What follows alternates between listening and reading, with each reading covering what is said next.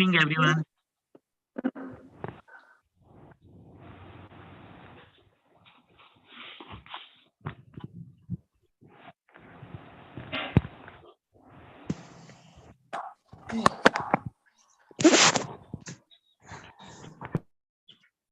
Wait for 2 more minutes and then we will start. Till then, we can welcome each other.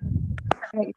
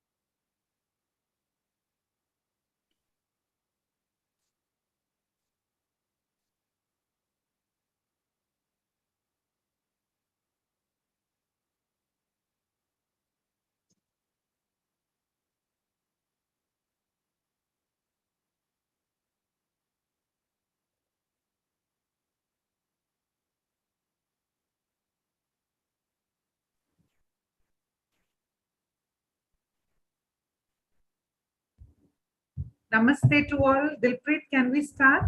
Yes, sure, ma'am. It's 5:30. Okay. Greetings, everyone. It's a matter of great pleasure for me once again to welcome you all for this one-day international seminar on Make Mental Health and Well-being for All a Global Priority on this occasion of WHO UN World Mental Health Day. This international seminar is a part of UNESCO's movement towards education for sustainable development, education for health and well-being, and global citizenship education. It is organized by International Council for Education, Research, and Training. Now let me brief you about ICRT. International Council for Education, Research, and Training is an autonomous non-government leading scientific and professional research and training organization with offices located in Washington, D.C., California, Sydney, New Delhi, and other countries. With several educators, researchers, consultants, and students as its members, ICRT not only develops educational training program but also manages institutes and promotes research and training in education globally. This is an institution of learning and training facilitating education, research, and social welfare initiatives. With the motto, knowledge, wisdom, and prosperity, we at ICRT are working with a mission to promote the advancement and application of scientific research and knowledge to benefit society. Today, on this World Health Mental Day, we are here to give positive vibrations to everyone. Health is more about than what you are eating. It's about what you are thinking, what you are saying, and what you are believing. Mental health is not a destination, but a process. It's about how you drive, not where you are going. Creating a healthy mindset is an investment in your overall well being. This World Mental Health Day, ICRT has taken the initiative to take time to make your soul happy by creating the aura of positive vibes throughout. Ultimately, you have to take the responsibility for your own happiness. Life gets better when health, whether it is physical, mental, spiritual, emotional becomes your first priority. Make it a priority. Make yourself a priority. Today, we will discuss about all those healthy choices for your mind that will develop patience with yourself. Now, I will quickly go through the instructions for the participants. Webinar duration is of 2 hours plus minus 15 minutes. Please follow the digital ethics and keep your mic off. Don't write unnecessary messages in the chat box. There is no attendance link as attendance is automatically recorded. All the candidates who will attend 75% of time duration will get the certificate of participation. There will be 2 sessions in today's program. If you have any question from the honorable resource person speakers, you could raise your hand, request to unmute. At the end of the program, we will unmute you, or you can write your question in the chat box. Question answer session will be conducted towards the end of the session. Attendance and participation certificates will be issued in 10 to 15 days after this program. Please don't write unnecessary emails before 10 days to ICRT. For forthcoming programs of ICRT, you can visit our official website www.icrt.org.in.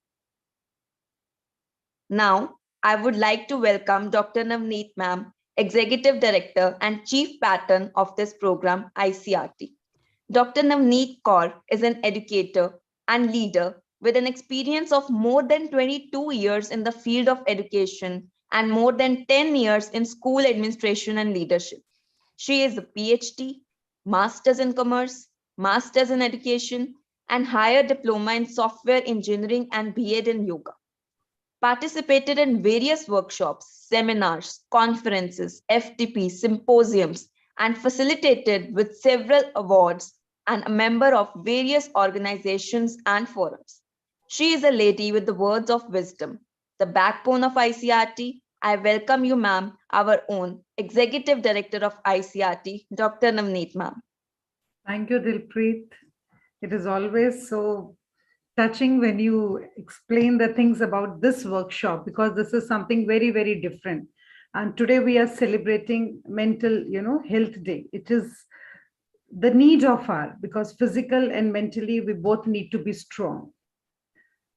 You glow differently when you have good people with good intentions in your life. So this is what ICRT is making us. We are around 332 with all positive vibrations.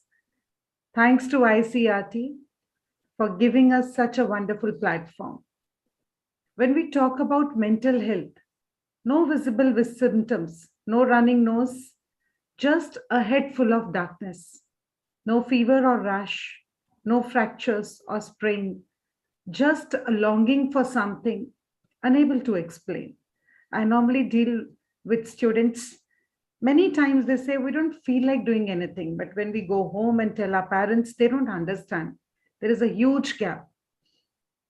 So mental health is a priority for us. And today we have a wonderful resource persons. We have Dr. Jasbir Lohan from San Francisco. We have Ms. R. Vasumati from Bangalore. Even we have special 2 guests, Dr. Rohitaj Insa and Dr. Abhinav. So we are going to have a wonderful session where definitely we are going to understand how we can help us where the mental health comes. Mindfulness and self-care is really very, very important for all of us to understand.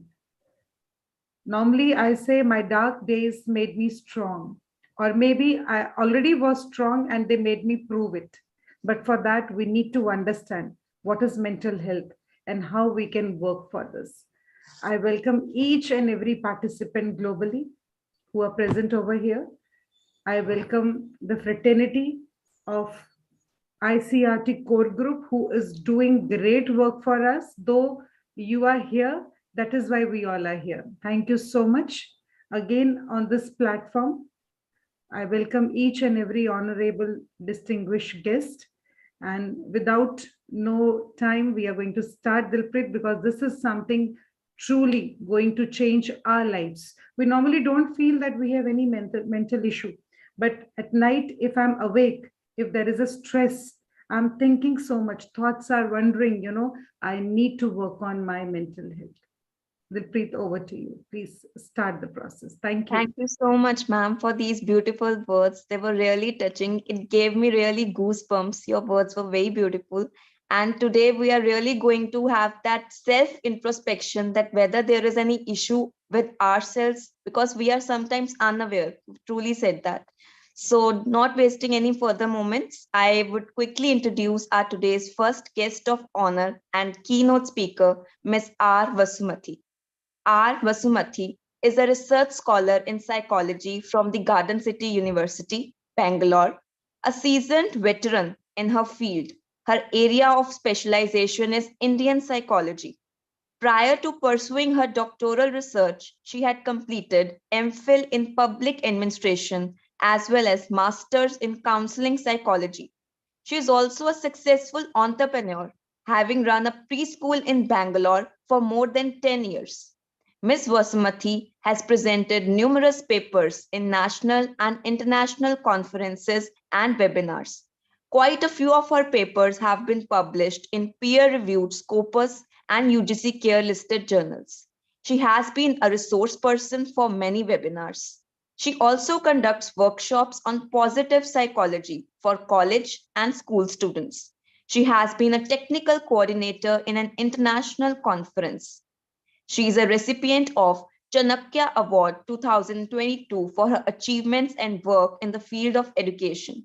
We are honored to welcome you, ma'am, on the board today here with us. She will enlighten us on the topic of tapping your inner strength. We welcome you, ma'am. Thank you so much, Ms. Dalpreet, for the wonderful and warm welcome you have given me. And thank you, Dr. Navneet, for the wise words of understanding what mental health is.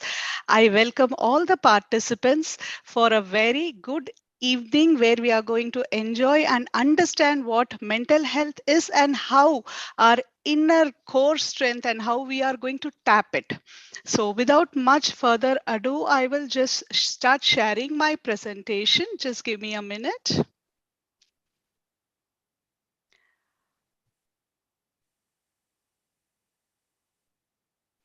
Are you able to see my screen now? Is it visible? Like, is it moving? Yeah. Yes, ma'am. Thank you so much. So today's topic, which we are going to deal with, is tapping your inner strength. So what does inner strength mean? And why should we tap it? Do we all have some inner strength, inner core strength is what we are going to see today. And like Ms. Dalpreet Kaur had introduced, I'm R. Vasumati, a research scholar, counselor, and an entrepreneur from Garden City University, Bangalore, India. And this is a disclaimer. The presentation is prepared for learning purpose only. And the images used in this presentation are taken from Google image search, and acknowledgement is given to all the materials collected from various sources. Any name or references is not included. Kindly bring it to the notice of the presenter. And I've given my email ID also for the reference. Thank you. I would like to start with a quote given from Rig Veda, the first Veda of the four Vedas of India, where there is harmony between mind, heart, and resolution, then nothing is impossible. So this quote is mentioned in Rig Veda. So it says this: when there is an alignment between your mind, heart, and of your resolution, then everything is possible in this world. A man can achieve whatever he wants to if his mind, heart, and his ideologies are in the same way. Now, I would like to start the session with a simple, small, but a very deep, insightful story. It is called The Donkey in the Well. Once there was a farmer who had a donkey which helped him in his field works. One day, while going to the field, the donkey had fallen down into a deep well. The well did not have any water, but it was so deep that the donkey was crying and for help, and the farmer was trying to help the donkey to come up. The time went, but he could not bring the donkey up. So finally, what he thought was, okay, let me close this well altogether. Anyway, this well has to be closed, and the donkey has become old, so it is of no use to me further. So he called his neighbors, and they started to shovel dirt into the well. So the donkey understood what was happening, and it was crying piteously, "Oh my God, please help me from the situation."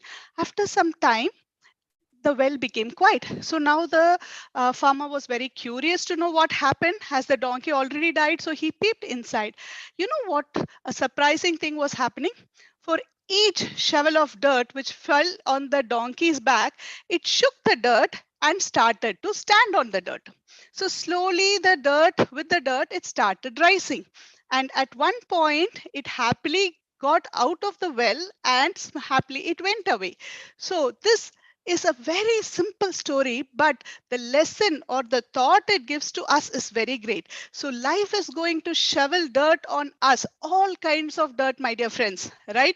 The trick is getting out of the well is we have to shake the dirt and take a step up.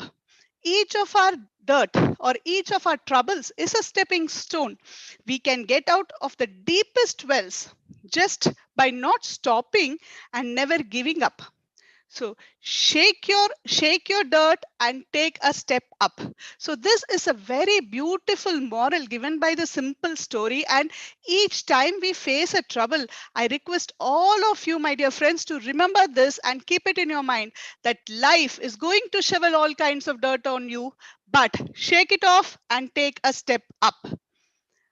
So, what is your inner strength? When we say inner strength, what is your inner strength? Is it something deep inside that we are hidden and we are not able to find out? So, the tiniest flower also has a deep and strong root in its own. So, in life, people, all of us face so many challenges and adversities.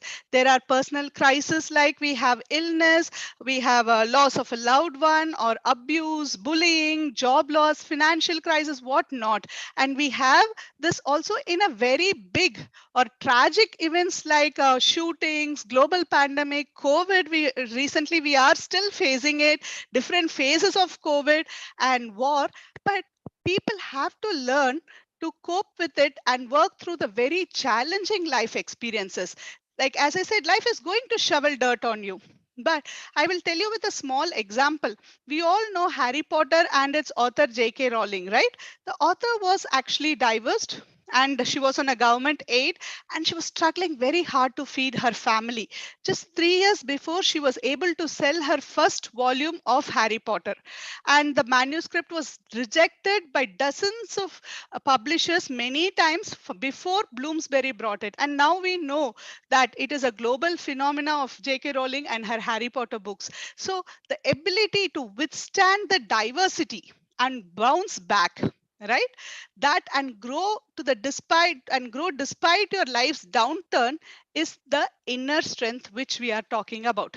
Okay, does it have any name? We cannot say inner strength. Does it have a name? Yes. The name of your inner strength is called as resilience. So today's we are going to understand what is resilience, why is it so important, and how do you know if you are resilient enough? So this is what we are going to touch and tap today. So what is resilience? So basically, resilience is what gives the people the psychological strength to cope up with stress and hardship. It is actually a mental reservoir of strength that people are able to carry or call on times of need without falling apart.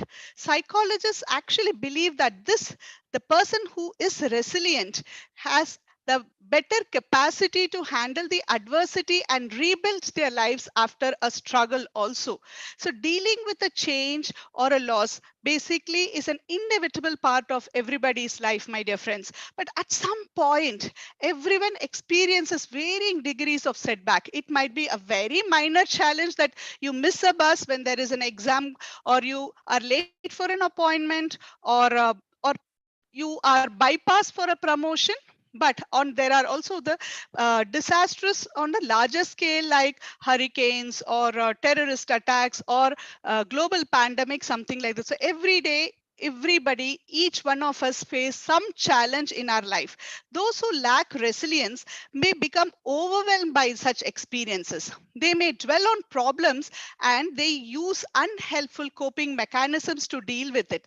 Actually, when people who are not having the resilience, they are disappointed with their failures, and this failure might drive them to have an unhealthy, destructive, or even dangerous behaviors. So these individuals who are non-resilient are slower to recover from setbacks. So what is resilience? Resilience refers to both the process and the outcome. It is not only the process, but the outcome of the process of successfully adapting to difficult or challenging life experiences. This is given by the American Psychological Association for what resilience means. So actually, human beings are the best example for that. Evolution happens when you adapt and change yourself. So from ape, we have faced the challenge, we are open to the challenge, we adapt the changes, and we have become as a human being with the highest intellectual capacity in this earth. So this is a resilience. So each one of us, our human race has resilience, but many of us do not tap that inner strength. They do not understand that we have that potential. Being resilient does not mean that people don't experience stress, emotional suffering, or uh, disappointment. Demonstrating resilience actually includes working through the emotional pain and suffering. So, how do we do that? Is it possible for each human being to tap this resilience, the inner core strength? We are going to see. Each one of us have different types of resilience which interact with each other and complement each other. I will explain this to a very simple incident, real life incident. Recently, there was an unexpected flood and heavy rainfall in Bangalore. So, in the newspaper, there was about an article about a doctor who was stuck in a traffic because of the floods. His hospital was 3 miles away, and he had to do a very emergency operation for a patient who he was taking care of for nearly 1 year. So the time was running, ticking by, and the traffic was standstill. So you know what the doctor did? He gave the keys to his driver and said, "You bring the car to the hospital." And he opened the door and he ran 3 miles in the rain. He reached the hospital. He went directly to the operation theater and he had done the operation and saved the patient. So that is resilience. So he had shown different types of resilience when he had done this activity. So what are the types of resilience? There are basically 4 types of resilience, and I will explain you how this type of resilience had been shown or exhibited by the doctor. The first one is the physical resilience. Physical resilience is basically making your body stronger. So it refers how the body deals with the change and recovers from physical demands, illness, or injuries. So there might be a specially able person who might not be able to stand up, but he or she shows willingly to do some physical activities to overcome the disability he or she is going through. Research suggests that this type of resilience plays an important role on health also. We all of us go through this physical resilience. Some one fine morning, like you are on a practice of walking every day 2 kilometers to 4 kilometers, and there is a break in between where there is a function or something, and then you go back to your routine. So on the 8th day, you will not be able to get out of your bed. You will feel really dull. You have to pull yourself to get up and walk. Why does that happen? Because your body had got used of not walking. So this that, but you still get up, you still push yourself and you walk. So that is a physical resilience in a very simple way in our everyday life. So healthy lifestyles choices, connection with friends and neighbors, deep breathing, time well spent to rest and recover, on engagement with enjoyable activities actually play a role in recovery of your physical resilience. Now we move on to the mental. So in the case of the doctor has pushed himself to run 3 miles in the rain. So that is the physical resilience. That is what he had shown from his inner core strength, saying that no, I can do it. So that is the physical resilience. The second one is the mental resilience. Mental resilience is basically the person's ability to adapt to change and uncertainty. So life, as I say, keeps on throwing you challenges. You might be thinking that the program is going to go in one way, but suddenly there might be some hurdle. So how to overcome that? So the person who possesses the mental resilience are always flexible, and they are calm during the time of crisis. They are not tense, they are not stressed, they do not run and here and there crazily, but what they do, they use their mental strength to solve the problems.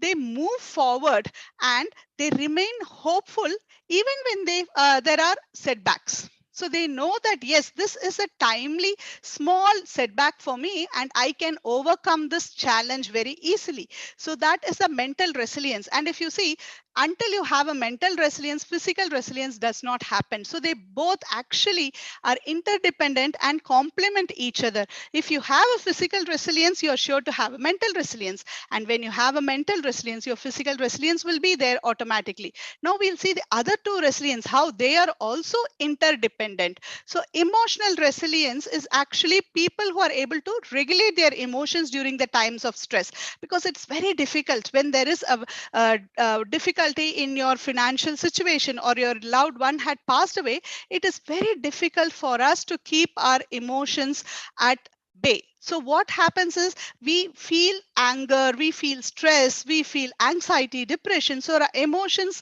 are in a turmoil. But resilient people are always aware of their emotional reaction and tend to be in touch with their inner life. So they understand that, okay, this is happening and it will pass.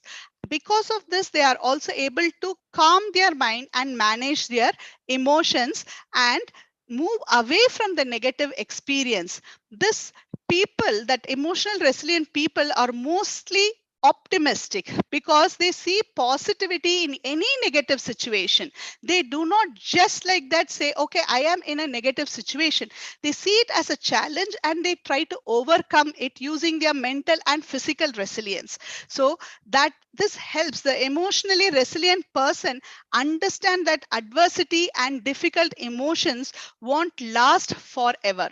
Now we have the fourth one as social resilience. Social resilience, if you see, is also called as community resilience. So where the ability of connecting with your neighborhood, with your community, with your society, it involves people with different groups working together to solve problems that affect people both individually and collectively. A simple example is when there is a garbage around your neighborhood, or if there is some a drug trafficking or violence in your neighborhood, people come together, work together collectively, and they try to put it off. They try to clean that place, they try to clean their society. So that is called social resilience. So even during the COVID times, we had seen many people coming together in spite of the hardships they were facing at their own place, to collect, to donate blood, to find hospitals, to arrange for oxygen cylinders and give numbers where hospitals were having beds. So many different resilient activities were created and being done by people in the neighborhood. So that is social resilience. So these are the four types of resilience which each person will be having. And if we feel that we don't have, it is not resilience is not an inborn character. For some people, they might be resilient by birth, but most of them, we develop a skill. This is a skill set and we can develop it very easily if we follow certain strategies, which I would be informing or helping you to do that also later in the session.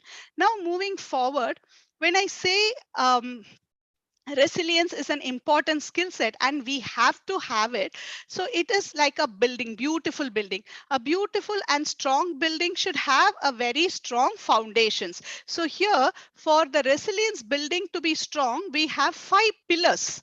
So these 5 pillars are actually the foundation of having resilience inside you. We will see one by one what are the main 5 pillars of resilience. The first one is self awareness. Now, self awareness is having a clear perception of who you are.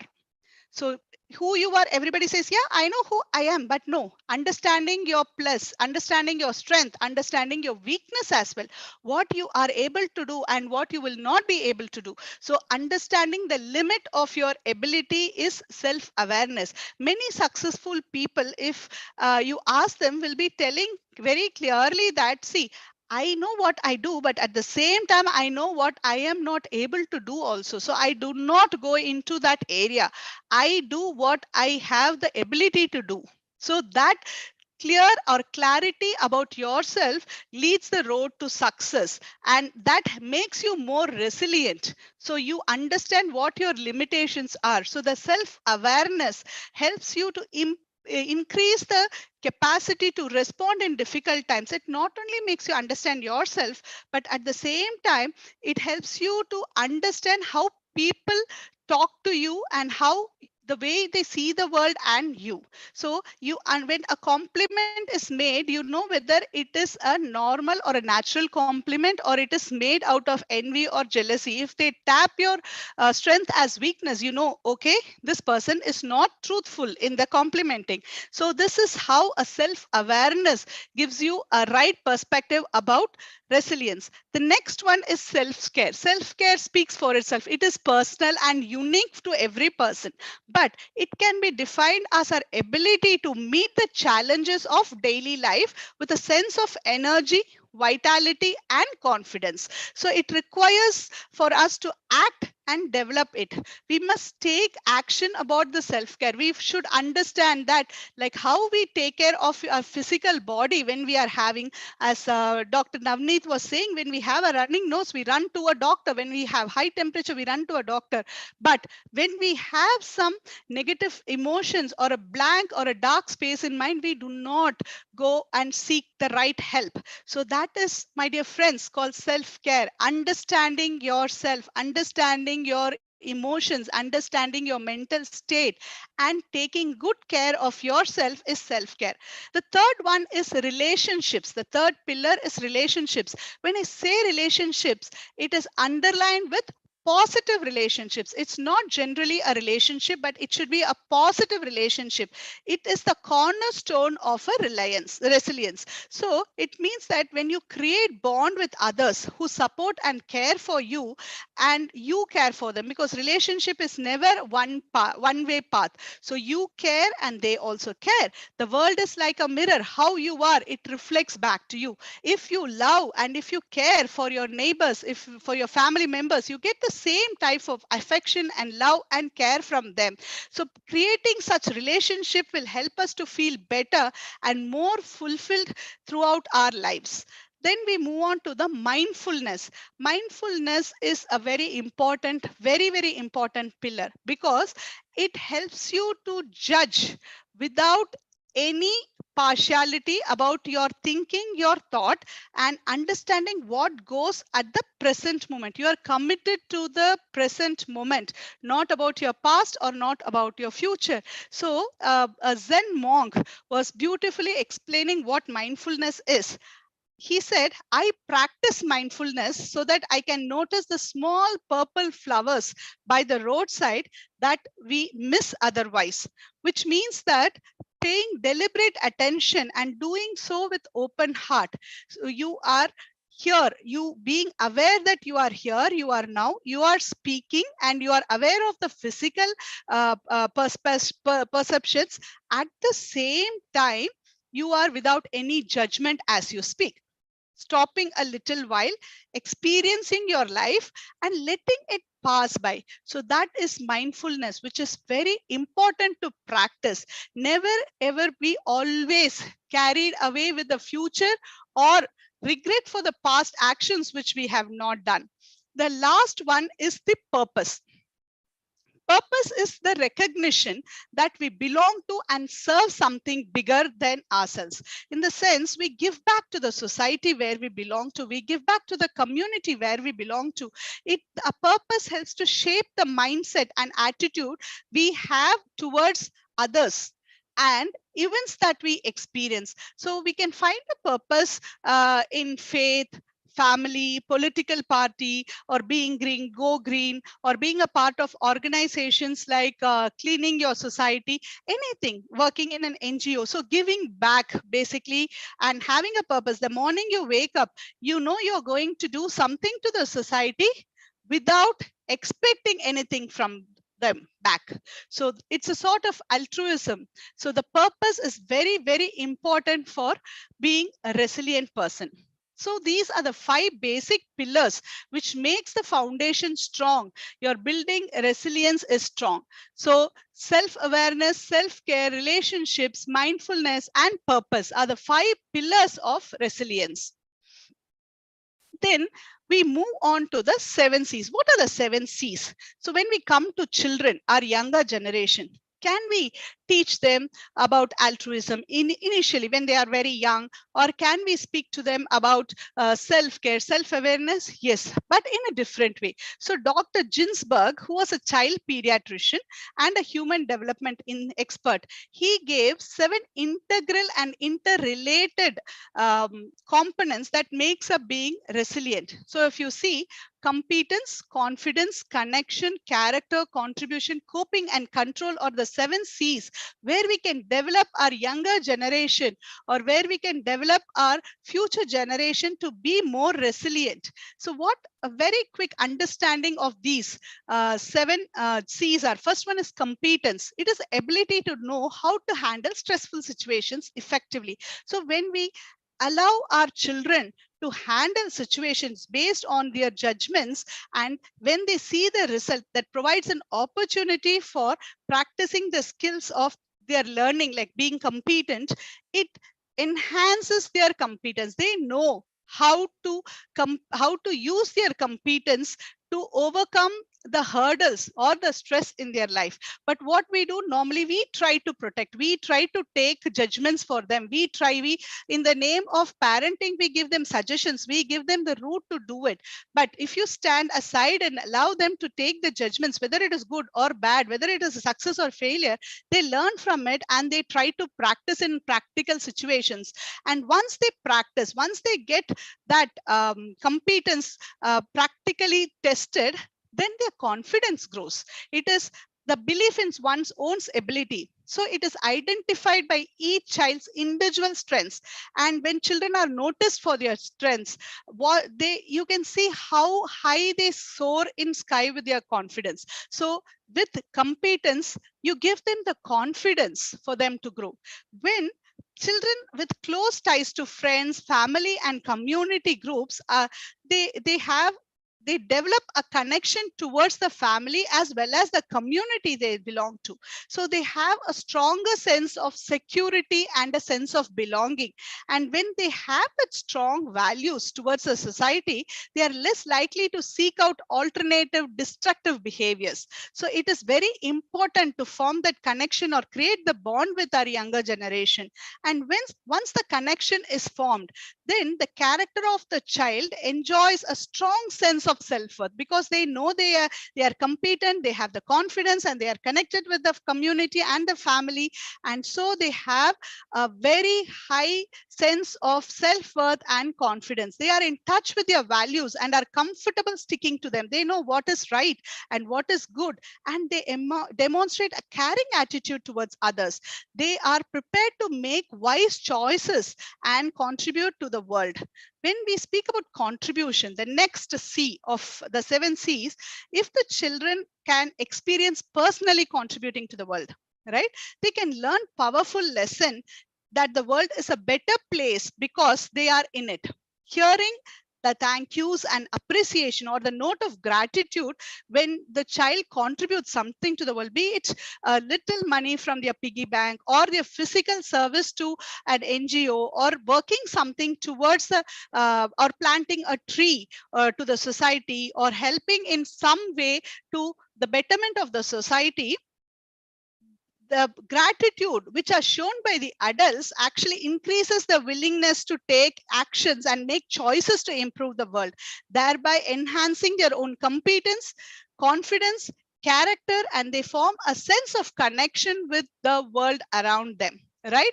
So these C's, when all those 5 C's are connected, then we have the coping. Coping is actually the ability of coping skills, like able to cope up more in the face of stress.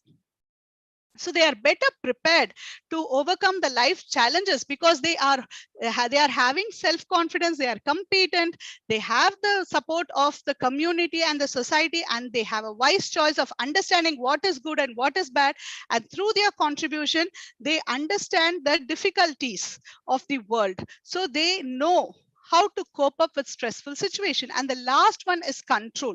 Control is when the children realize that they have control on their decisions and actions. They are more likely to know how to make the choice in a way that they can bounce back from life challenges. That is freedom with responsibility. So this is very, very important. These 7 C's are very important for us to make the children understand and develop resilience.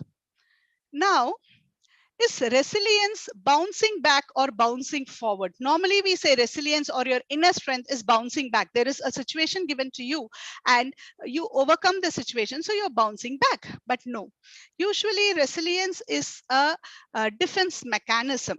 So what happens is, it is our ability to cope up with the adverse stimuli in the environment and protect us mentally as well as emotionally, that we can face that challenge successfully. But normally, many a times we question ourselves, how could I have done that? Oh my God, I could have kicked myself for doing that work, right? We dwell on our failures, we break our self-trust, and we set in motion of self-sabotage mechanisms which prevent us from feeling joy, my dear friends. But the moment of failure, it is easy to feel very rock bottom. We all go through that. But over the years, number of things have helped me when I experience a setback or failure. So when I have this experience, I ask myself one single question: do I want to be right, or do I want to be happy? Everybody wants to be happy, right? So we all want to be happy rather than to be right. So we understand failures are a common part of growing process. So failure is not drastically bad as we tend to project it, my dear friends. The first thing about failure is that it gives you time to reflect and learn from the situation. And when we do this, the ability to bounce back becomes very natural. So you understand failure happens, but we learn from our failure. The gift of failure is that it teaches you empathy, humility, compassion, and kindness, because we understand what we go through. And when another person or one of our friends or our neighbors go through the same situation, we can understand empathetically, not sympathetically. We understand empathetically and we show the compassion. And I have made many mistakes, but I have also growing. So I learned to accept myself and the past and let the past be past. Another gift of failure is, my dear friends, it brings the newness, courage, and creativity. It shows that it's possible to do things differently. So we have tried one method, it didn't work. So it increases the creativity in us how to overcome the challenge. Although most of us think that so resilience is bounce back. No, it is bounce forward, because when we change, when we adapt ourselves, when we accept, when we plan, we reorganize our thoughts, emotions, and life while dealing with a crisis, we don't stand in the same place. We do not reject a change. We accept the change. We adapt to the change. Therefore, my dear friends, we grow, we move forward. We don't stand in the same place. We don't stand there and say, I have come back. No, we are going forward. So whatever be the problem, whatever be the suffering, whatever be the challenge, whatever be the pain we go through, it cannot be simply solved by being mentally tough. We need to know that each person has an inner core strength called resilience, and you can tap it. And when you tap it, you can overcome the trauma, stress, or the emotional distress which you are facing due to this challenge which the life has thrown to you. Now we move on to resilience and Ramayana. For all my international friends, the greatest epic of India is Ramayana and Mahabharata. It is a simple story where a crown prince, before the night of his throning, he was actually banished from the kingdom, and he was sent to the forest for 14 years. And he was living in the forest with his wife and his brother, where another evil king had abducted his wife, and there was a great war between the hero and the villain. And the hero, Lord Rama, had killed the villain, Ravana, King Ravana. So this is the gist or summary of Ramayana. And all the epics, Puranas, mythological stories, and many stories in your countries about your favorite heroes, national leaders, anybody, you can get so many lessons of resilience. Everybody faces challenges, and how they overcome it makes a very meaningful life and successful life and a happy life for each one of them, be it a god or be it a normal person. So the first lesson which we get from Ramayana is, as I told you, Lord Rama was asked to leave the country just the night before his crowning happened. So what happened after that? Did he cry? Did Rama cry? Did he fight? Was he angry?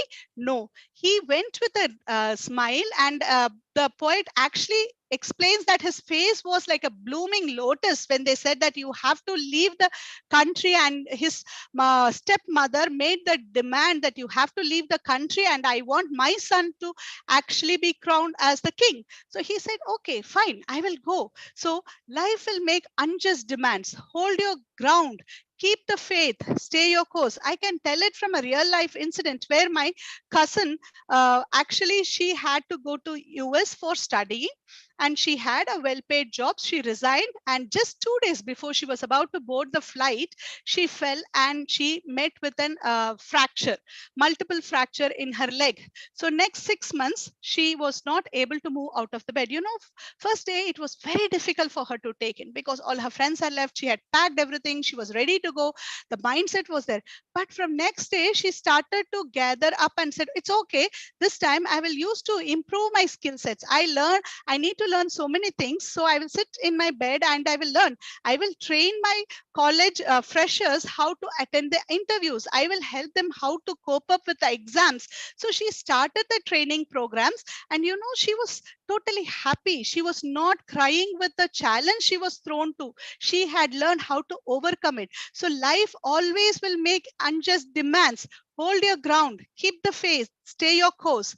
The second one is there will be distractions, forced and otherwise. Keep your focus. There will be many things which will distract you from your course, but always understand where your goal is and walk towards it. Accept situations, don't react, let go. So when there is a situation, do not react.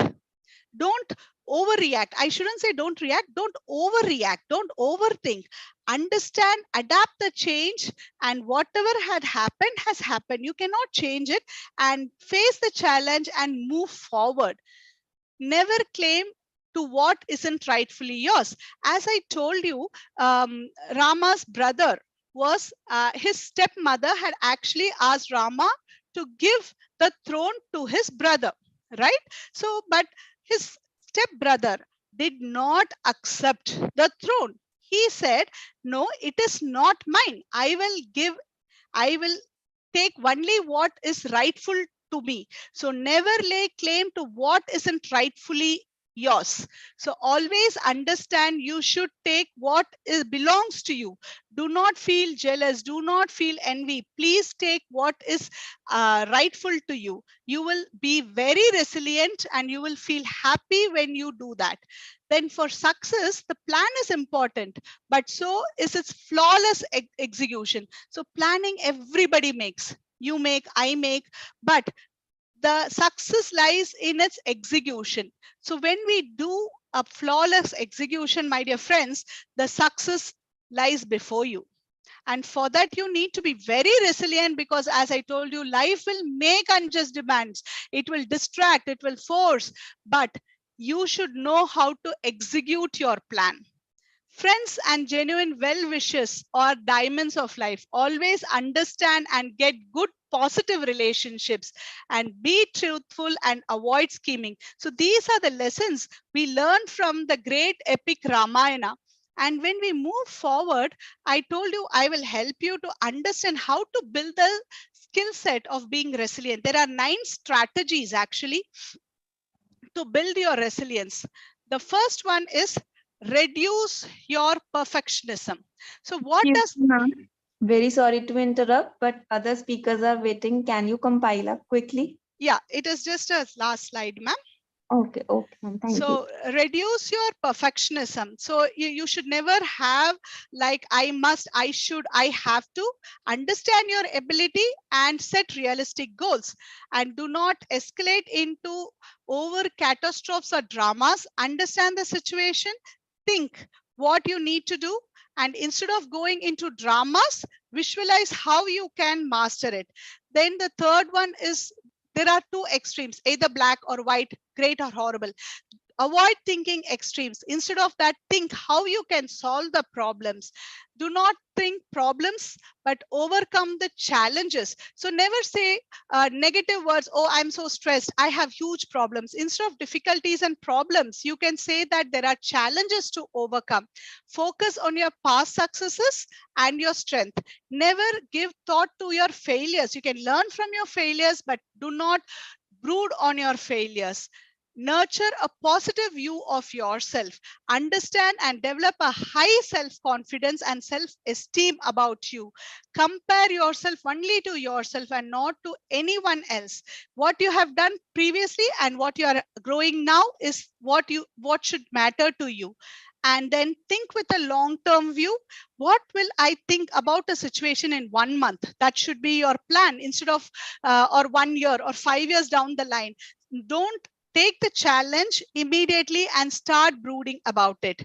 Look for a positive or meaningful purpose. As I say, give back to the society where you belong to. So with your inner strength, you can cut the T in I can't do it, and it is always I can do it. 5 simple rules. Free your heart from hatred. Forgive. Free your mind from worries. Most of it never happens. So cross the bridge when it happens. Live simply and appreciate what you have. Give more to the society and expect less from people, but more from God. Connect with God and be spiritual to be more resilient in your life. These are the references I have taken, and thank you for patiently listening to the session, and thank you very much. Thank you so much, ma'am. It was a beautiful session. We are really touched. It was a very interesting and knowledgeable one. The resilience, the inner strength. I think the key words for enhancing the mental health. And you explained them so well with beautiful anecdotes relating to it. Great, ma'am. We came across various dimensions of resilience, the 7 C's, the lessons from Ramayana, and the strategies and tips you gave us are really very helpful. Now I would like to invite Dr. Navneet ma'am for the vote of thanks to our resource person. Thank you, Ms. R. Vasumati. What a beautiful articulation. I really loved when you said it's okay to make mistakes. It's okay to make bad days, have bad days. It's okay to do what best for you. It's okay to be yourself. It's okay to cry. It's okay to be less than perfect. We need to accept that. And resilience is a precious skill. Very true. People who have it, they have 3 advantages: a belief they can influence life events, a tendency to find meaning and purpose of life's turmoil, and a conviction they can learn from positive and negative experience. Thank you so much. It was truly mindful, where your words of thoughts, and it normally says we have power of words. And when we were speaking those thoughts, the transformation was going on. Thank you. It was so wonderful. Really, it's from the whole fraternity of ICERT. We pay our gratitude to you.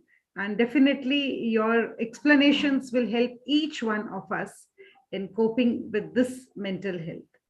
Thank you, Dilpreet. We'll see if Dr. Rohitash is there. Please invite him for 5 minutes. Thank you so much for giving me this opportunity, and accept my apologies for taking a little bit more time than the given stipulated time. But it was in an essence to make people more understanding about this concept, which is very, very important and essential. Thank you for your patience. Truly, ma'am, we want to speak you more, and one of the offline sessions, we are going to call you again, and we are going to have a lot of interactions. Thank you. Yes, Dilpreet. Thank you so much, ma'am. Now, I would like to invite our next guest speaker, Dr. Rohitash.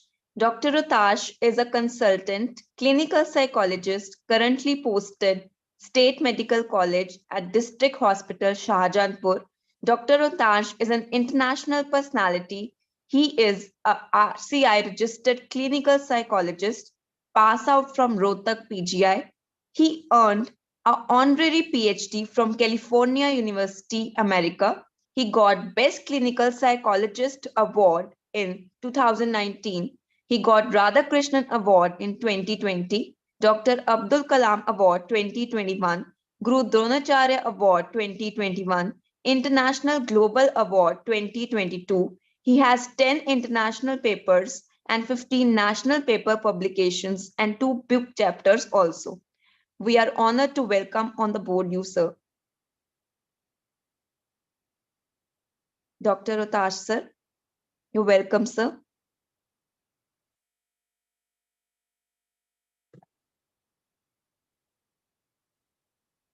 I'll request Team ICRT to unmute Dr. Rohitash. I just saw him, he is here. Hello. I'm audible, ma'am? Yes, sir, you are audible. Welcome, sir. Thank you, ma'am. Thank you, ma'am. Thanks a lot, all of group members, for giving me opportunity. Ma'am, I have a lot of calls regarding mental health, because a lot of people in speak in English, but in India, I have a lot of calls. One speaker should be speak in Hindi. So I have make my presentation in Hindi, because a lot of students are connected us and they want about mental health. And today's we have celebrate World Mental Health Day 2020, and theme is make mental health and well-being for all a global priority. So I am presenting my presentation in Hindi because a lot of students want this. And mainly अभी मैं बात करूंगा कि बहुत सारे लोग ये जान रहे थे कि हिंदी में कोई प्रेजेंटेशन नहीं है और हिंदी के अंदर मैटर भी बहुत कम मिलता है। तो मैंने बहुत सारे एफर्ट लगा करके एक हिंदी में प्रेजेंटेशन तैयार किया है कि किसी तरीके से हम हिंदी में भी प्रेजेंट करें और लोगों को एक आम तरीके से समझाएं, एक लेमैन के टर्म में जो लोग समझ सकें। और काफी लोग हमारे यहाँ जुड़े हुए हैं ताकि वो आसान भाषा में आसान तरीके से मानसिक बीमारियों के बारे में जान सके। तो हम जाने क्या होती है मानसिक बीमारी। सबसे पहले मानसिक बीमारी के बारे में हमें जानना होगा कि मानसिक बीमारी एक ऐसी बीमारी होती है जो किसी भी व्यक्ति की सोच, फीलिंग, मूड, व्यवहार आदि में बदलाव ला देता है। Dr. Rohitash, I'm just interpreting in between. I'm really sorry. If you can do a favor, you can speak one line in Hindi and then bilingual in English, because we have a lot of people from all over world, so they won't be able to understand. So if you can use bilingual, so it will be easy for them to understand also. Thank you so much. Thank you, ma'am. And I am presenting what is mental illness.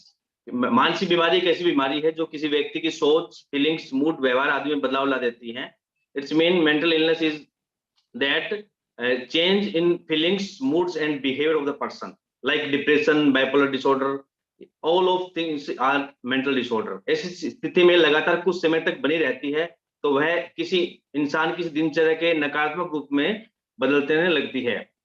जब आदमी if patient have mental disorder, then he and she is not able to do daily routine works. What is mental health? According to World Mental Health Day, मानसिक स्वास्थ्य को प्रभावित करते हुए कहा है कि यह सलामती की एक स्थिति है जिसमें व्यक्ति को अपनी क्षमताओं का एहसास रहता है, वह जीवन के सामान्य तनाव का सामना कर सकता है, लाभकारी और उपयोगी रूप से काम कर सकता है और अपने समाज के प्रति योगदान करने में सक्षम होता है। It's mean if we can, who is mentally healthy, that person is mentally healthy, we have lot of thoughts, lot of positive thoughts, and have physical, mental, emotional values. मानसिक स्वास्थ्य जागरूकता इतनी महत्वपूर्ण क्यों है, इंपॉर्टेंट क्यों है, मानसिक जो मेंटल हेल्थ है वो इतनी इंपॉर्टेंट क्यों है, उसके पीछे बताया है कि मानसिक स्वास्थ्य विकारों से निपटने वाले लोगों के लिए मानसिक स्वास्थ्य केवल बातचीत नहीं है, यह हमारे सामाजिक, भावनात्मक, शारीरिक और संज्ञानात्मक कल्याण को प्रभावित करती है। दुर्भाग्य से मानसिक स्वास्थ्य से जुड़े कलंक के कारण बहुत से लोगों को वह उपचार नहीं मिलता है जिसकी उन्हें आवश्यकता होती है। कुछ को तो पता ही नहीं होता है कि इलाज भी उपलब्ध है। जब ये लोग चुपचाप पीड़ित होते हैं तो वे अकेलापन और वंचित महसूस करते हैं, हम उनकी प्रतिभा से चूक जाते हैं। People have a lot of stigma and they are not able to connect anyone, and they have a lot of stigma. Because of stigma, they are not do anything, and they are not able our feelings and his emotions. मानसिक स्वास्थ्य जागरूकता का अर्थ क्या है? What is the meaning of mental health? मानसिक स्वास्थ्य जागरूकता हमारे व्यक्तिगत अनुभव को साझा करके मानसिक बीमारियों और मानसिक स्वास्थ्य स्थितियों के बारे में कलंक को कम करने का चल रहा प्रयास है। अक्सर मानसिक स्वास्थ्य और मानसिक फिटनेस के बारे में गलत धारणाओं के कारण लोग अक्सर खामोशी से पीड़ित होते हैं और उनकी स्थिति का इलाज नहीं किया जाता है। मानसिक स्वास्थ्य से में बात किए बिना स्वास्थ्य और कल्याण में बातचीत करना असंभव है। संयुक्त राज्य में 5 वयस्कों में से लगभग 1 को मानसिक बीमारी या मानसिक स्वास्थ्य की स्थिति है। यह लगभग 52 मिलियन लोग हैं। हालांकि मानसिक स्वास्थ्य केवल मानसिक बीमारी होने या न होने के बारे में नहीं है, हमारी भलाई हमारे जीवन के सभी पहलुओं से प्रभावित होती है और बदले में यह प्रभावित करती है कि हम प्रियजनों के साथ जीवन, कार्य और समय का अनुभव करते हैं। इसका मेंटल हेल्थ पे क्या प्रभाव पड़ता है? What is the impact of mental health? मानसिक बीमारी हमारे जीवन के स्वास्थ्य से सीधे तौर पर जुड़ी हुई है। मेंटल हेल्थ की बात करें तो समझें इसमें इमोशनल, साइकोलॉजिकल और सोशल वेलबींग जैसे बिंदु शामिल है। हमारा मानसिक स्वास्थ्य इस बात पर प्रभाव डालता है कि हम कैसे सोचते हैं, हम क्या महसूस करते हैं, कैसे हम भी याद करते हैं। इतना ही नहीं, यह हमें स्ट्रेस मैनेजमेंट के साथ साथ हमारी पसंद और नापसंद पर भी सक्रिय रहता है। मेंटल हेल्थ हमारी जिंदगी में बचपन से शुरू होकर बुढ़ापे तक की अवस्था तक चलता है। मेंटल हेल्थ हमारी सेहत को कैसे प्रभावित करता है? How it impact our health? Mental health हमारे पूरे स्वास्थ्य पर सकारात्मक और नकारात्मक दोनों परिणाम दिखाती है। बशर्ते यह इस बात पर निर्भर करती है कि हमारी मेंटल हेल्थ कितना ठीक तरह से काम करती है और कितनी ठीक तरह से नहीं। उदाहरण के लिए देखा जाए तो मेंटल हेल्थ से जुड़ी कुछ समस्याएं जैसे डिप्रेशन के कारण हमें कई प्रकार की फिजिकल हेल्थ प्रॉब्लम हो सकती है। इसके अलावा अगर यह लंबे समय तक बना रहे तो स्ट्रोक, टाइप 2 डायबिटीज और हृदय रोग का खतरा भी बढ़ा देती है। Very sorry to interrupt you, sir, but can you compile quickly? We have other speakers lined up. Ma'am, I am taking only 5 to 10 minutes, ma'am. I will complete. Sure, sir. Thank you.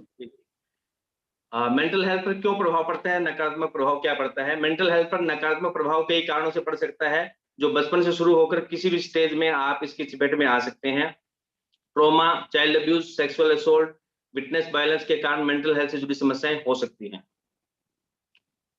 Common type of mental disorder. आजकल मानसिक रोगों से संबंधित समस्याओं में दिन प्रतिदिन वृद्धि हो रही है। इसके कारण से अलग अलग हो सकते हैं, लेकिन हमारे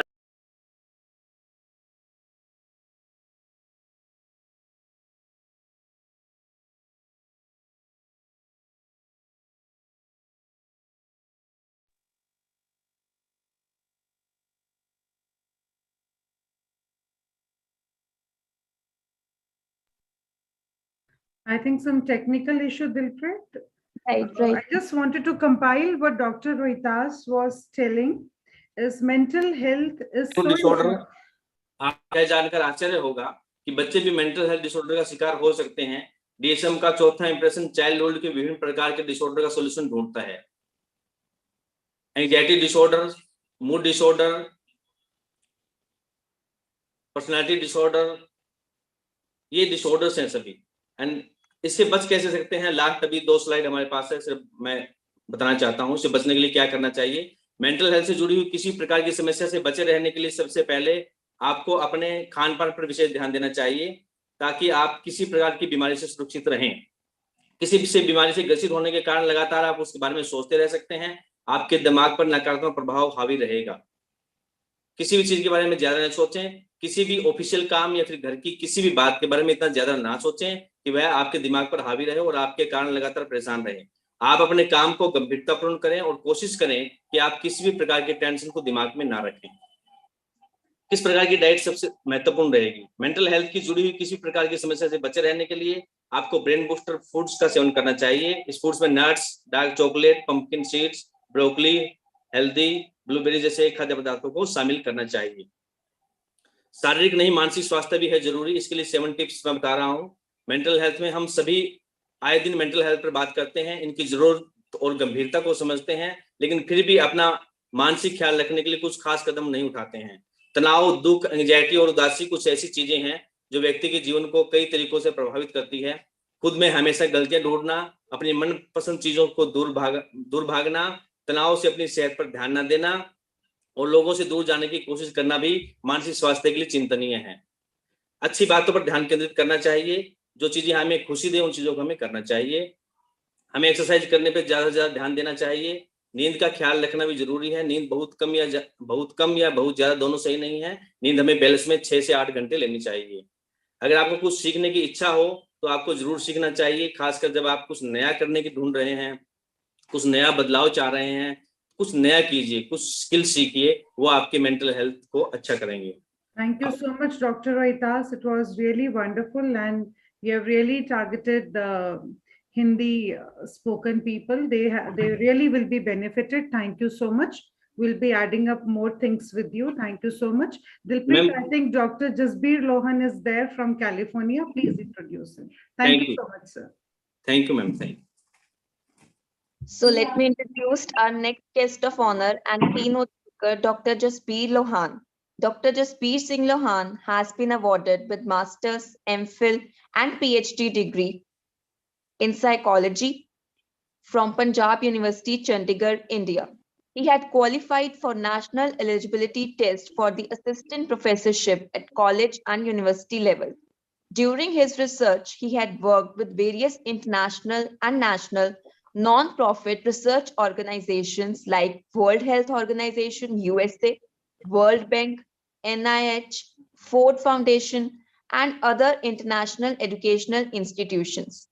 Having experience of more than 200 motivational talks and workshops on stress, depression, anxiety, drug abuse, alcoholism, smoking, emotional crisis, life skill development, target oriented life approaches, how to reorient your life, relationship problems, family problems, healthy living, career guidance, concentration enhancement tips, self help tips for personal growth for youth, women, and children on various occasions made Dr. Jasbir Lohan a confident, energetic, motivated, passionate, creative life coach, learning every day and never getting tired.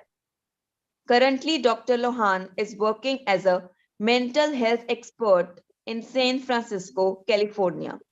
He is also a business strategy consultant for over 80 American banks.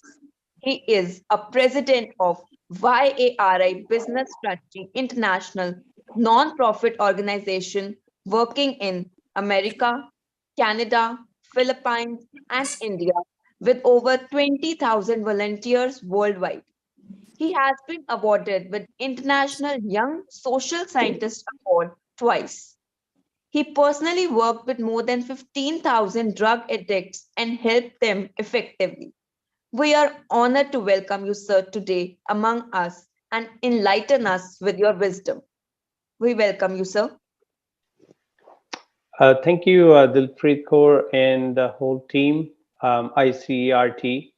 I hope everybody can listen me properly. Yes, sir. Perfect. Thank you so much. And again, I'm really excited about talking today in front of so many people, and this is a great opportunity for me. Um, I don't know from where to start because so many things running in my head right now. It's early morning here in America.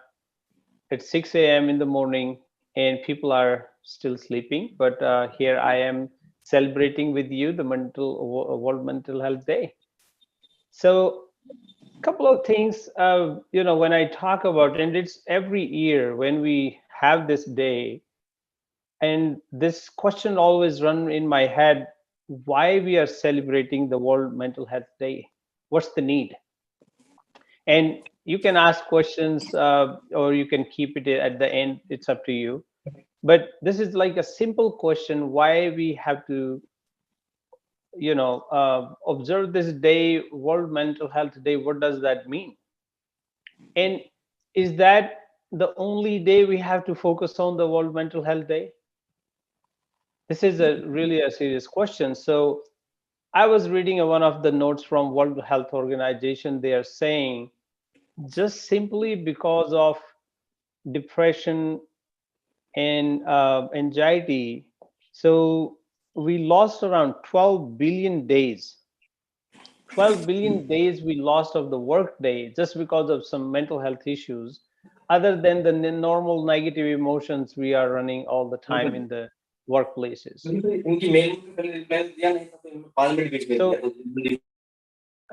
I think if you can mute yourself, sir. I request everyone to please mute your mics so that no disturbance is created. I'll Thank also interrupt once. ICRT, if you can pin Dr. Jasbir Lohan, because I'm coming on the screen, so I want him to be there, please.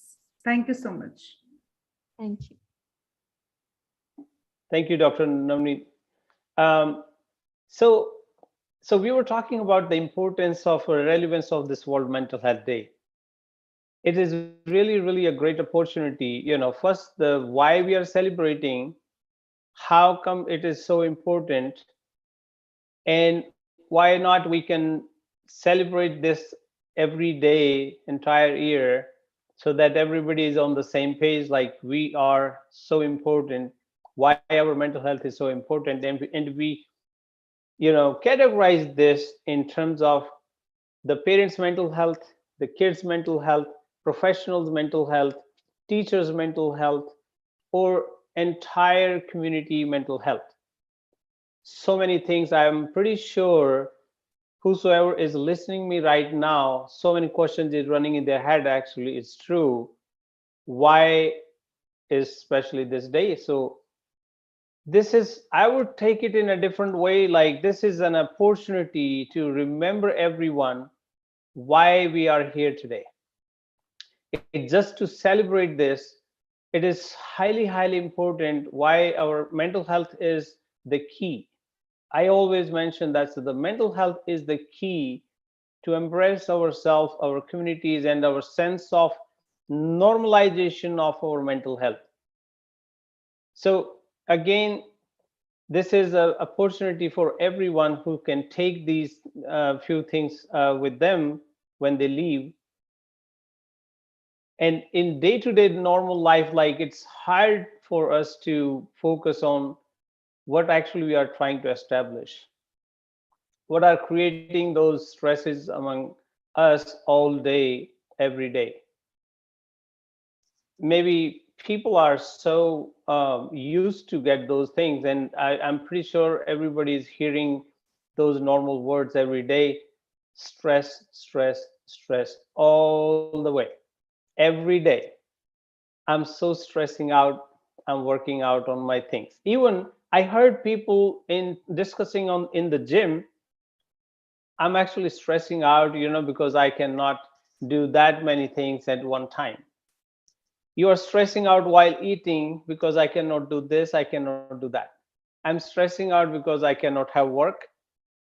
I'm stressing out because I'm jobless, and I'm stressing out when I'm on job. Some people I heard, they are not married or they have some relationship issues and they're like stressing out because I'm not in a relationship. But the people who are into relationship are also stressful. So where are we going with all these discussions? Where are we going and where our mind is going? Just think about it for a second. What is the focus of our mind and what is the state of our mind? And that's the key. That's the key. When we talk to someone and when they start discussing about that, like, what is the state of your mind? They normally feel like, I don't know, it feels like I'm out of my control. I cannot control my emotions. I cannot control my head. It's keep running over and over again and on the same thing. And just give me a quick example, like if somebody is, you know, have a just heartbroken, somebody died or somebody, have a breakup in a relationship, or somebody just lost the job or had a fight with their friends or families or something negative event happened in life, and they're like, I cannot control my emotions, I cannot stop thinking about it because it's not in my head, and it's not in my hand. How can I do that? And I'm not talking about the mental health professionals, so they might know some tricks on this.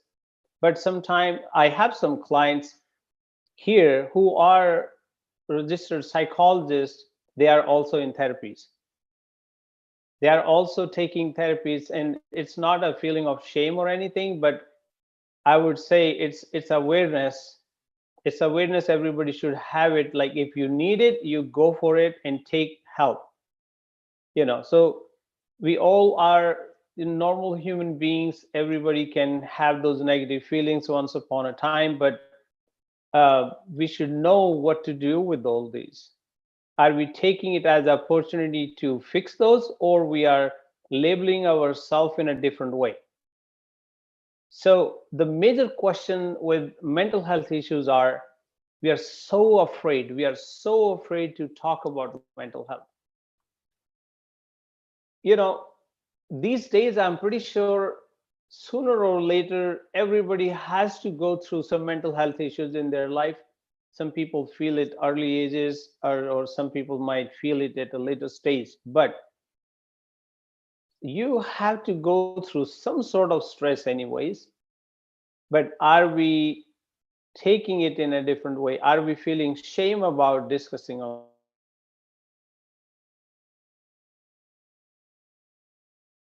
these things? Are we trying to label ourselves if we talk? And I talk about this many, many times in a different platforms. How can we take that stigma out of our head? That's another adding another stress. Like if I talk here in front of the communities, if I talk about my mental health issues to someone, it's a feeling of shame. Is it really a shame? Just think about it. You are feeling a temperature. Let's say during COVID-19, people were going to the hospitals unlimited number of times, like because that's a fear of death. We are fearing of death. Like if something happened, did you feel shame about going to the doctor? No. No, because if I don't go, I might die. With the mental health, you feel shame, like what the doctor will think about it. If somebody see me going to the mental health expert, then what they will think about me, what they will think about my kids, my daughters, my son, and like, why? And this is like 70-80% of the human diseases started from the mental health problems. It started from the mental health problems. When you start changing your state of mind, will change your physiology internally, and you become a battlefield inside, that you are fighting with something which the whole entire world is not even aware of. Why we have to do that? and why we have to feel shame about those things. Why my son, my daughter, my brothers, my sisters, my parents are feeling so shy and shame about mental health. If somebody is feeling depressed, so what? Tell me a single person on this earth who never feels stressed or depressed. Everybody does, but everyone has their own coping mechanisms, like how they deal with this. So I will give you, like, everybody knows these things, but I'm pretty sure a lot of professionals on this platform from India, Philippines, Sri Lanka, Bangladesh, India, and pretty much from America and Canada as well. But this is like a global, need these days, and we have seen those, incidents happening in the communities all the time. We recently had an incident here in America. The whole Indian family got killed by someone. I don't know over what. Like, it's a news everywhere. It's very sad. And whenever something happened, we always talk about such a need of mental health, need of more professionals in the field. But we have to discuss that openly on our coffee table, on our dinner table with our kids. Like, do not ever feel shame if you have some issues. If something is going on in your head, always go ahead and talk openly, the way you talk about your, I have a cough and cold, I have a sore throat, my legs are hurting, my head is hurting, can you give me the pill? The same way you can talk about what am I feeling. I'm feeling sad, I'm feeling depressed, or I have some, anxieties, or I have some negative emotions going on. Sorry about that for a second. I have to deal with this today because everybody else is on the other side sleeping, but my light is sensing me. Not sensing me, but I'm too quiet for the light right now. Sorry about that. So yeah, so this is like how we all feel all the time, right? So the question comes here is, we always have to focus on any circumstances and situations comes in life. We always have to focus on one thing: what is the state of our mind?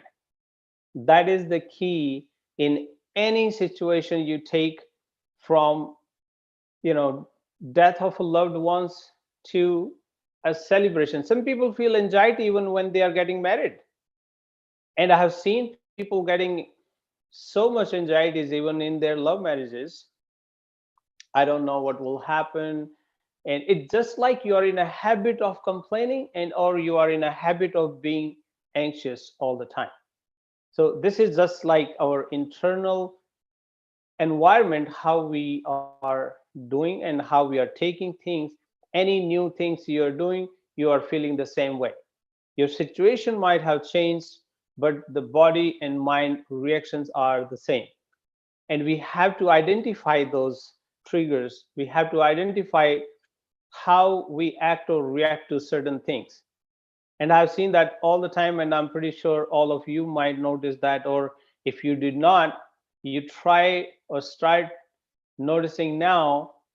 Whenever circumstances and situation changes, if your mind and body is reacting the same way with the same force. If you have a complaining mind, you will see what you're dealing with, one complaint right now, one challenge, and when you fix it, then your mind automatically will find another problem for you. It's ready, because it doesn't let you go. It will keep you in the loop because you never change your mindset. So we have to change that mindset from complaining mind to a solution mind, and we'll get the solution for sure. That is the guaranteed solution. When we are, so whenever you are stuck in a situation, so you feel like, what I'm doing, what is my state of mind right now? Am I in a complaining mind, or I'm in a resourceful solution mind? This question itself will change the state of mind, will change the focus, will change the feelings, will change the behavior and actions, and will bring the desired results. So it's a chain. Anybody who get this point, I'm guaranteeing you, it's hard to guarantee these days even for anything. But I'm giving you this guarantee for sure. If you apply this principle, one simple line, you will get the desired results. Whatever you feel, you will get that. You change the state of your mind, your focus, you will get the desired emotions. You will change your emotions. You change your feelings. You'll change your feelings. Your feelings will change your behavior, your actions, and that will bring the desired results you want. You would create the world you want to live in.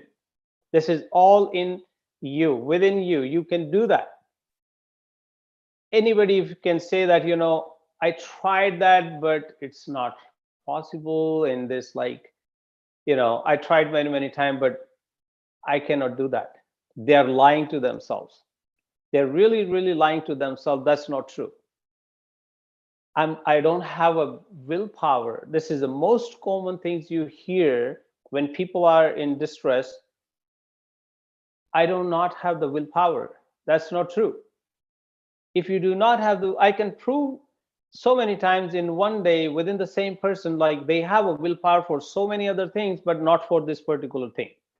So they have very selective which way they feel great and which way they don't feel great.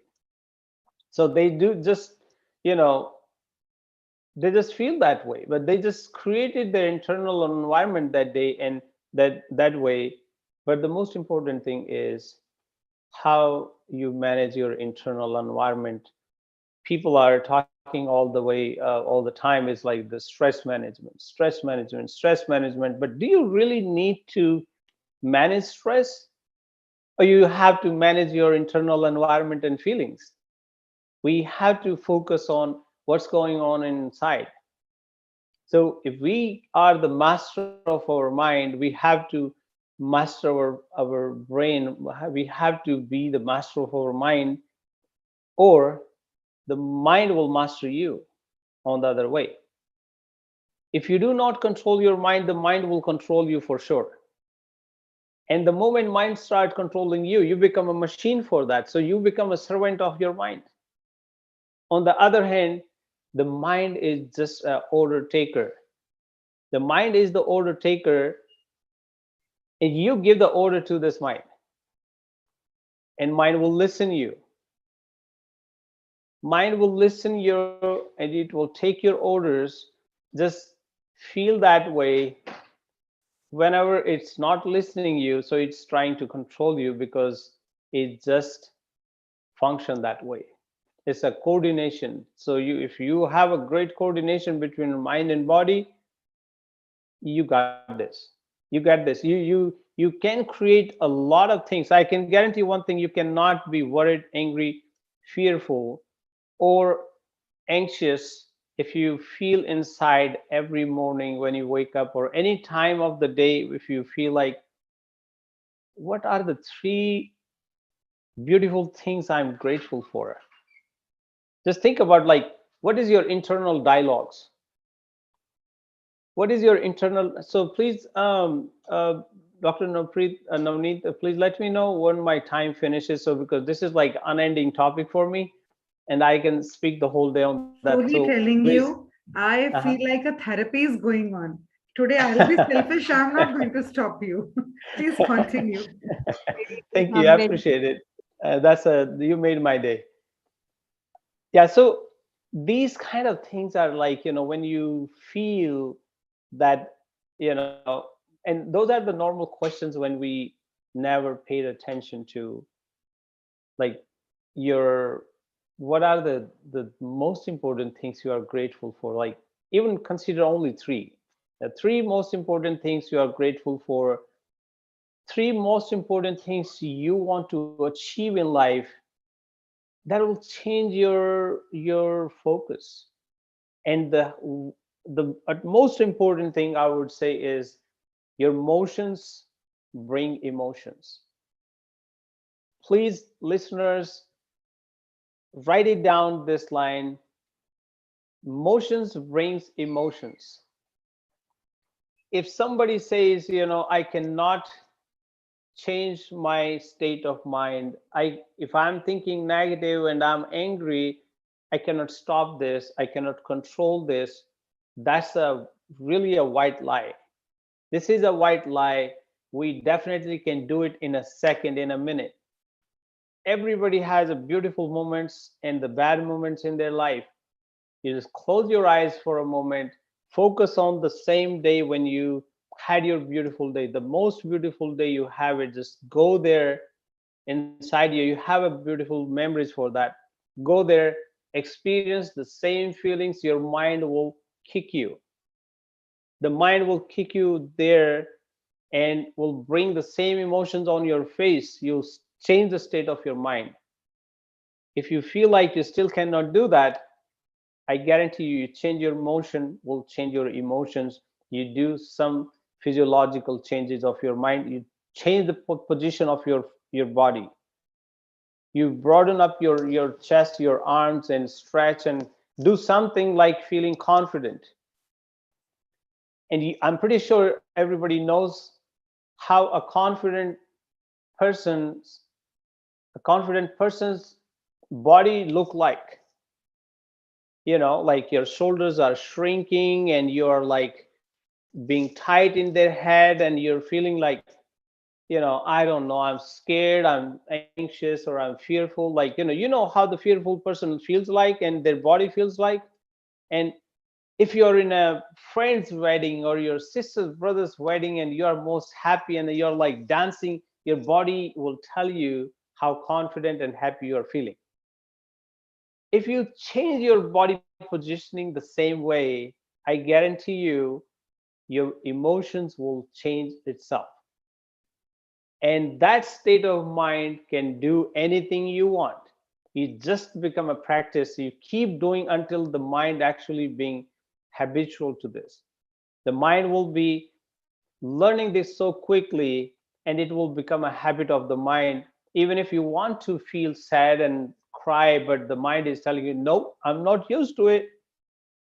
I'm not used to cry. I'm sorry. I had to do that. I totally forgot it.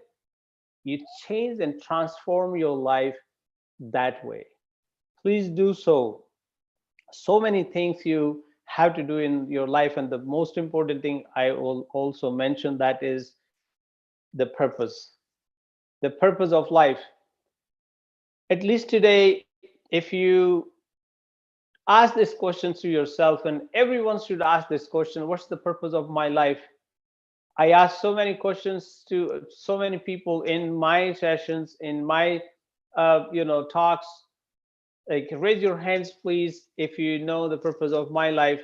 People go blank. Oh, I never thought about it. Like, okay, I'm 55 years old, never thought about what's the purpose of my life. I'm blank. No, it's time now. It's time now to feel that. So, and if the parents are living a purposeless life, then how about the kids? What they will do that? If the teachers have no purpose, then how would they teach? And it's just like it comes naturally. It comes naturally. What is the focus of your life? What you actually wants to do? It's just always a fight between needs and wants. Like, what we actually want, what are our needs? So the needs are the whatever we are doing for our living these days. These are our needs, the food, shelter, and clothing. So those are the kind of things we always do. We have to provide these things to our kids, to our family members, to support them. Yes, but the wants is like something coming from inside. And I always mention this: any achievement with no fulfillment is a no achievement, period. If somebody become the vice chancellor, or somebody become the president of any country, or if somebody reach the highest level of desired position they are into, but there is no fulfillment inside, that's no achievement, because they are in a different state of mind. There's no fulfillment. The fulfillment will come from the purpose. If you have a purpose, you definitely will feel fulfilled, even from a small task. And that is again coming back to the mental health. So this is the day when we all celebrate the mental health day, when we all have to guarantee our self and in our surroundings, in our kids, our parents, our friends, in the communities, like at least do something to generate this awareness. Talking about mental health is not a shame anymore. We are in a totally different century. Everything is so high tech these days, and especially this our new digital native generation, where when they start going to the school, they actually know more than anybody else. Before they go to the school, they already know what they are going to teach in school. They are so smart. So this digital generation, like how we will deal with this down the road, they're so smart. So even the more smarter you get, the more problems you might have later on, the more sensitive you become. But going to the same thing, like how you deal with this smartly as the technology is uprising, every single thing is on your fingertips. Now the cell phone is right there with you. Professor Google is right there for you. They teach you everything you want. But our preferences are going to the Google and find out what depression looks like. We are not talking to the mental health expert or psychologist, psychiatrist, or anybody you admire in your life. You know, that person can help me in my situation, but I'm not going there because I'm feeling shame about talking about my mental health. But they do not feel shame talking to the Google and asking Professor Google, can you tell me how depression feels like, how the anxiety, am I getting anxious, am I getting anxiety, or is this stress? Like, why you're asking Google? Like, we should talk in person to person, like in a human connection. Those connectivity will give you the answer, because you know this these days, what do you call that, um, the technology, when you start finding searching something, then majority of the time the same related articles will come in front of you. Even if you go on the Facebook, you will see the depression medication this way. If you are feeling this way, this is the help right there. So that becomes more and more, and you are keep going into the hole. So these are like small things, I would say. We just need to focus on what is our internal dialogues, and we most of the time when we are in distress, we ask wrong questions to ourselves. Why this is happening to me? Why it is only me? Why? So the focus should be on the right question. Ask right questions to yourself. If something happened, that's okay. That's okay. You got something. That's a part of life. But get over with this and think about, what should I do about this now? What should I do about this now? Let's move on and move forward and give a best deal about it. So this is the kind of thing we need to do. We need to bring that to the front, talking the same way, like on a your coffee table, or with in front of the families and friends and the communities openly. This is not a shame anymore to talk about mental health. So these are like some questions I always have in my mind. Like, think about it whenever you get a time. What makes you the most exciting?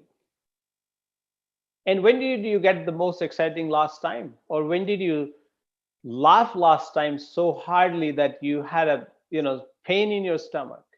You have a teary eyes because you laughed so hard. When was the last time? And how many people did this? I was just sharing one small example. I have a small team of researchers with me in San Francisco downtown area, where a lot of people in the morning goes to their offices, and this is like a really fast life in San Francisco. We notice in 15 minutes over 300 people coming out of their transit, And we noticed, like, just an observation, only 6 people had a little smile on their faces, not even loud, but very small. Only 6 in among 300 people, and rest of the people are like, their face is this way, and you can tell like they're not happy, or they're just not even awake yet, trying to get themselves awake with a lot of coffees, and they actually need some substance to kick their morning, to go and feel like I have to start working. So this is like their work. It's like somebody's forcing them to work. They're not happy inside, you know. So as this World Health Organization, they said we lost 12 billion work day in a year just because of these mental health issues, and they are not counting the aggression or irritations and tensions and stressful workers. They're not considering that. They just consider only the people who actually take some time off because of their mental health issues.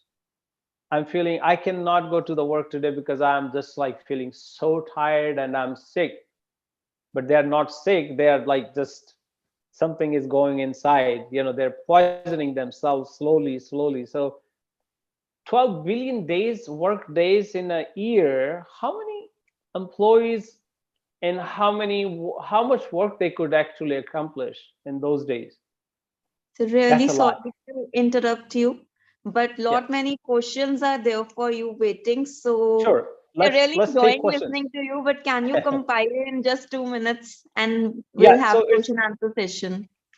just simply just do reset your mind whenever you feel like something is going on.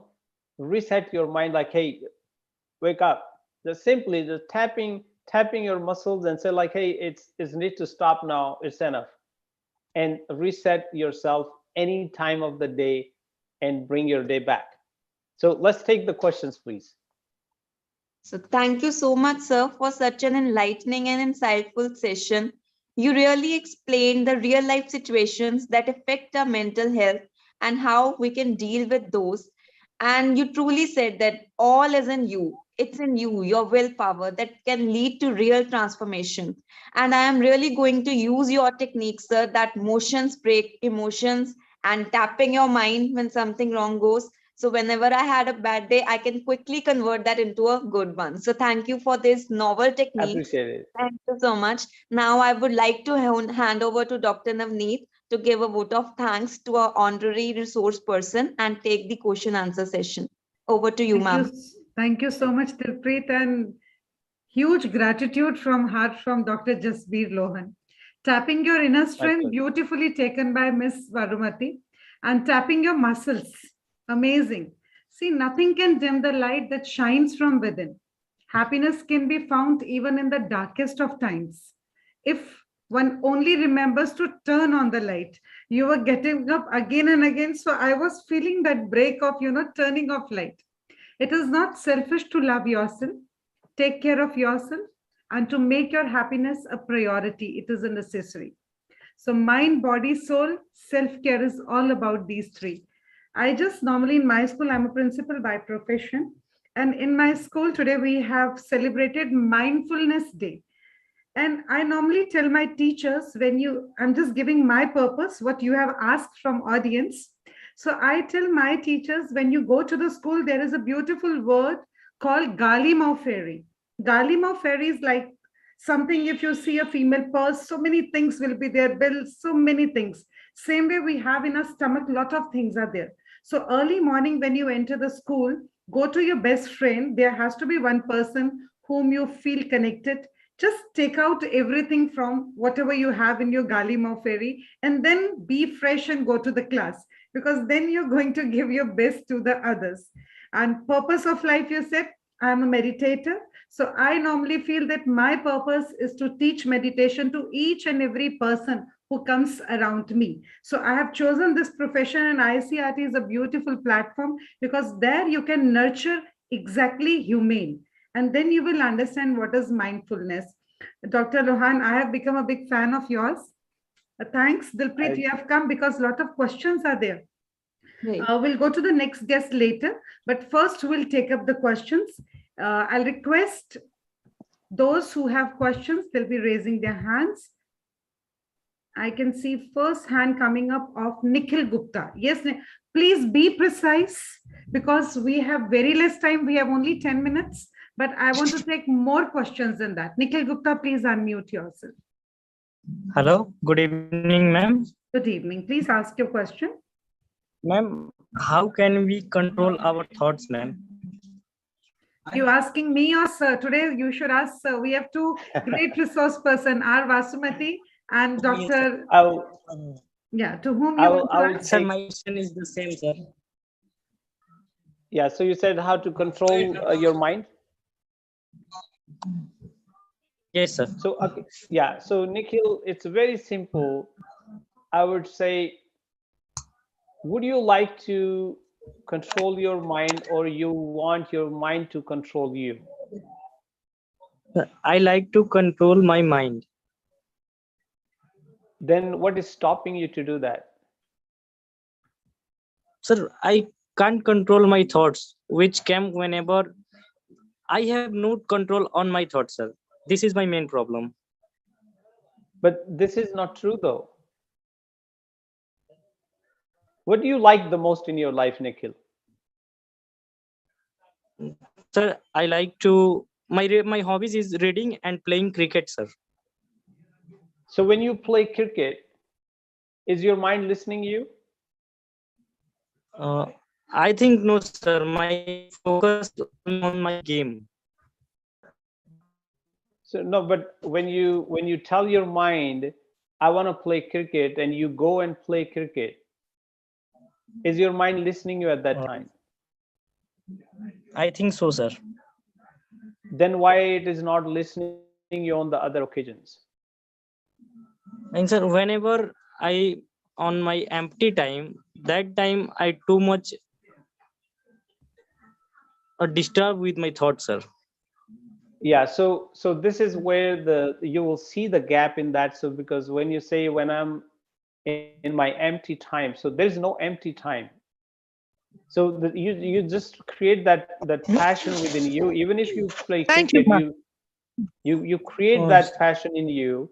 Like, how can what are your planning? So your mind is thinking so ahead of your time. He knows where the blank space is.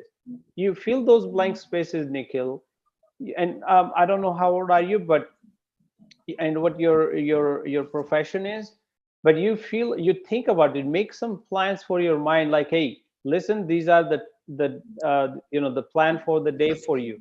You plan your day ahead, like before you sleep, you give tasks to your mind the next. Yes, sure, sir. For the next day, you create that purpose with you today. No mind can give you those kind of feelings if you have the purpose and you create that purpose. Even if you're living in a forest by yourself with no food, no water, nothing, you will have still endless energies. But endless energies, you will have it because you are working on something. Your mind is not empty. Your mind is not blank because you give him enough things to do. So just think about it, like your mind cannot play partial. Like in one way it is listening you, but on the other way it is not listening you. That's not possible. So there's something some alignments needs to be fixed. I hope you got the message. Nikhil sir is beautifully told. First, find the purpose of your life and add up focused purpose of your life. When you will have a purpose, your mind will never be empty. You will be engrossing in adding up a lot of new values. Great answer, sir. I'll go to Akeem Aknabi. Welcome, sir. Thank you so much, sir. Thank you so much, sir and ma'am. Thank you so much. Thank you, Nikhil. Akeem Aknabi, please unmute yourself. Thank you.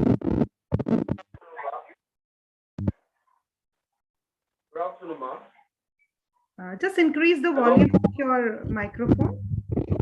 Yeah. Good afternoon. I want to take more. I want to ask the facilitator. Can you hear me, ma? We can hear you, but really hardly.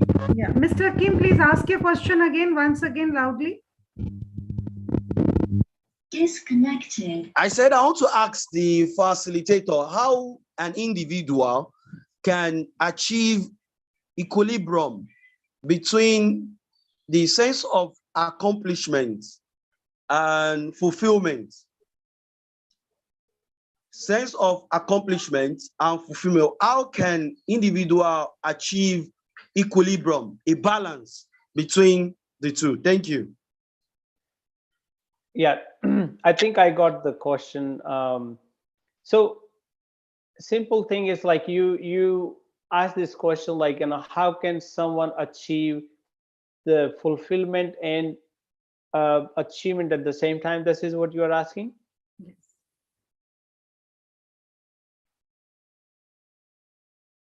Yes, sir. It is the same. Accomplishments he basically wants to know. Yeah, please. Okay. Yeah, so when you achieve something, so there's always something in mind why you are achieving this goal. What brings that, what this achievement will bring back to you? Are you doing it something for like financial gain or for your fame, your name, or what is the cause behind it? Why you are so forcing yourself to achieve those goals? What is the reason behind it? And if it is the reason behind it is your personal gain, your financial gain, or your name and fame and all these things, you may achieve those things because you are so highly motivated internally.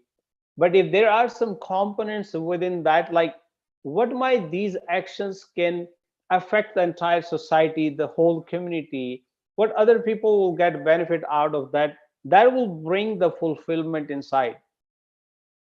So it's very short and sweet. Whatever your actions as a top leadership or in any company or in your profession, when you do the best for your, like how to achieve those, and you already achieved that, then you look behind and see, I got it, whatever I wanted, but now is the time to see, am I happy internally? Am I fulfilled? If you are not fulfilled, then there is some mistake somewhere, and that can be corrected, that can be fixed to see how can I give back to the community, how can I add the purpose to this. Like now I came here for some other reasons, but now I have to see what my actions can affect other people, that will bring the fulfillment. So I hope you got the answer. Yes, great. I'll go with Mary Oire. Please ask your question, Mary Oire, and I'll request Miss Vasumati to answer that. Mary Oire, please unmute yourself and ask your question. Mary Oire Ebangabi. Thank you very much. Yeah. How can she develop resilience so that she can live like a normal human being? Because it's really affecting the entire family. She has locked up from everything, everybody. The family is undergoing a lot of stress. And I just want to know, how do we help her? Because whenever she's withdrawn, she has crisis, we go to hospital, and then she destroys a lot of things. How do I help her as her mother to develop resilience? That's my question. Yes, Ms. Vasumati, please answer. Yeah, Ms. Mary, actually, I understand. Please correct me if I'm wrong. Your question is your daughter is undergoing a crisis and she is not resilient to overcome the challenge of the situation. And as a mother, you want to find out how you can help her, right? Am I right? Yes. Yeah. Yes. Okay. So see, resilience is an inner-born strength for each human being. The only thing is how we tap it makes the difference. So many of us do not understand the core strength which we have. Evolution happened because we were resilient, because we are able to adapt the change. As a mother, you can basically make her understand the potential she has. Never criticize the failures, never talk about her past failures. See the success which she had gained, make her understand that each day, even a minuscule growth is there in her. She learns, she grows, she adapts. From a child, she had grown to an adolescent and to an adult. So many changes had happened throughout her life. So speak to her in a positive way, appreciate always, put positive words of affirmation to her that what she had succeeded in life rather than criticizing or making her feel small due to the past failures. Make her understand failures are the stepping stones to success. Give her things which she enjoys the most. As I said, physical resilience with her bodily pushing herself for the activity which she enjoys. Healthy lifestyle gives her a good physical resilience, which increases the mental resilience part also. And the emotions, teach her how to train her emotions, the way she can express herself. That makes a huge difference. And being a parent, you are a model for your child. They observe you a lot. So how you express your emotions makes a huge difference in the way she expresses herself. So as a parent, as a mother, you have a very good bond with your children, and make her understand that she is connected, she is rooted to you, and it will help her basically to overcome the resilience which she is still now pushing back. Wonderfully Thank you. explained, Thank you ma'am. so That's much. great. I'll take last question from Ruchi Lohan. As we are short of time, I'm so sorry. So many hands are raised. My apologies. Ruchi Lohan, please ask your question. Unmute yourself. Okay, ma'am. Thank you so much for giving me this opportunity. I'm going to ask Dr. Jasbir Lohan. Sir has said that people hesitate to ask a doctor for his mental health. I didn't hesitate for this. I'm going to ask a question that in India, our society is a man-dominating society. So how can we deal at every step to achieve our dreams? External factors are affecting a girl at every step. Like I'm preparing for UPSC, and there are many factors like marriage force and other emotional things which affect me a lot. I want to answer that how can we cope up with these things from Jasbir Lohan. Thank you, Ruchi Lohan. So we have the same last name. I don't know which part of the India you belongs to. So you may be from my village. So yeah, I'm from Haryana too. So Ruchi, this is very interesting, and we face these kind of situations majority of the time, and in pretty much in every single household, Yes. But one thing I would tell you is I can give you so many successful examples, and you're right on your thoughts and your observations.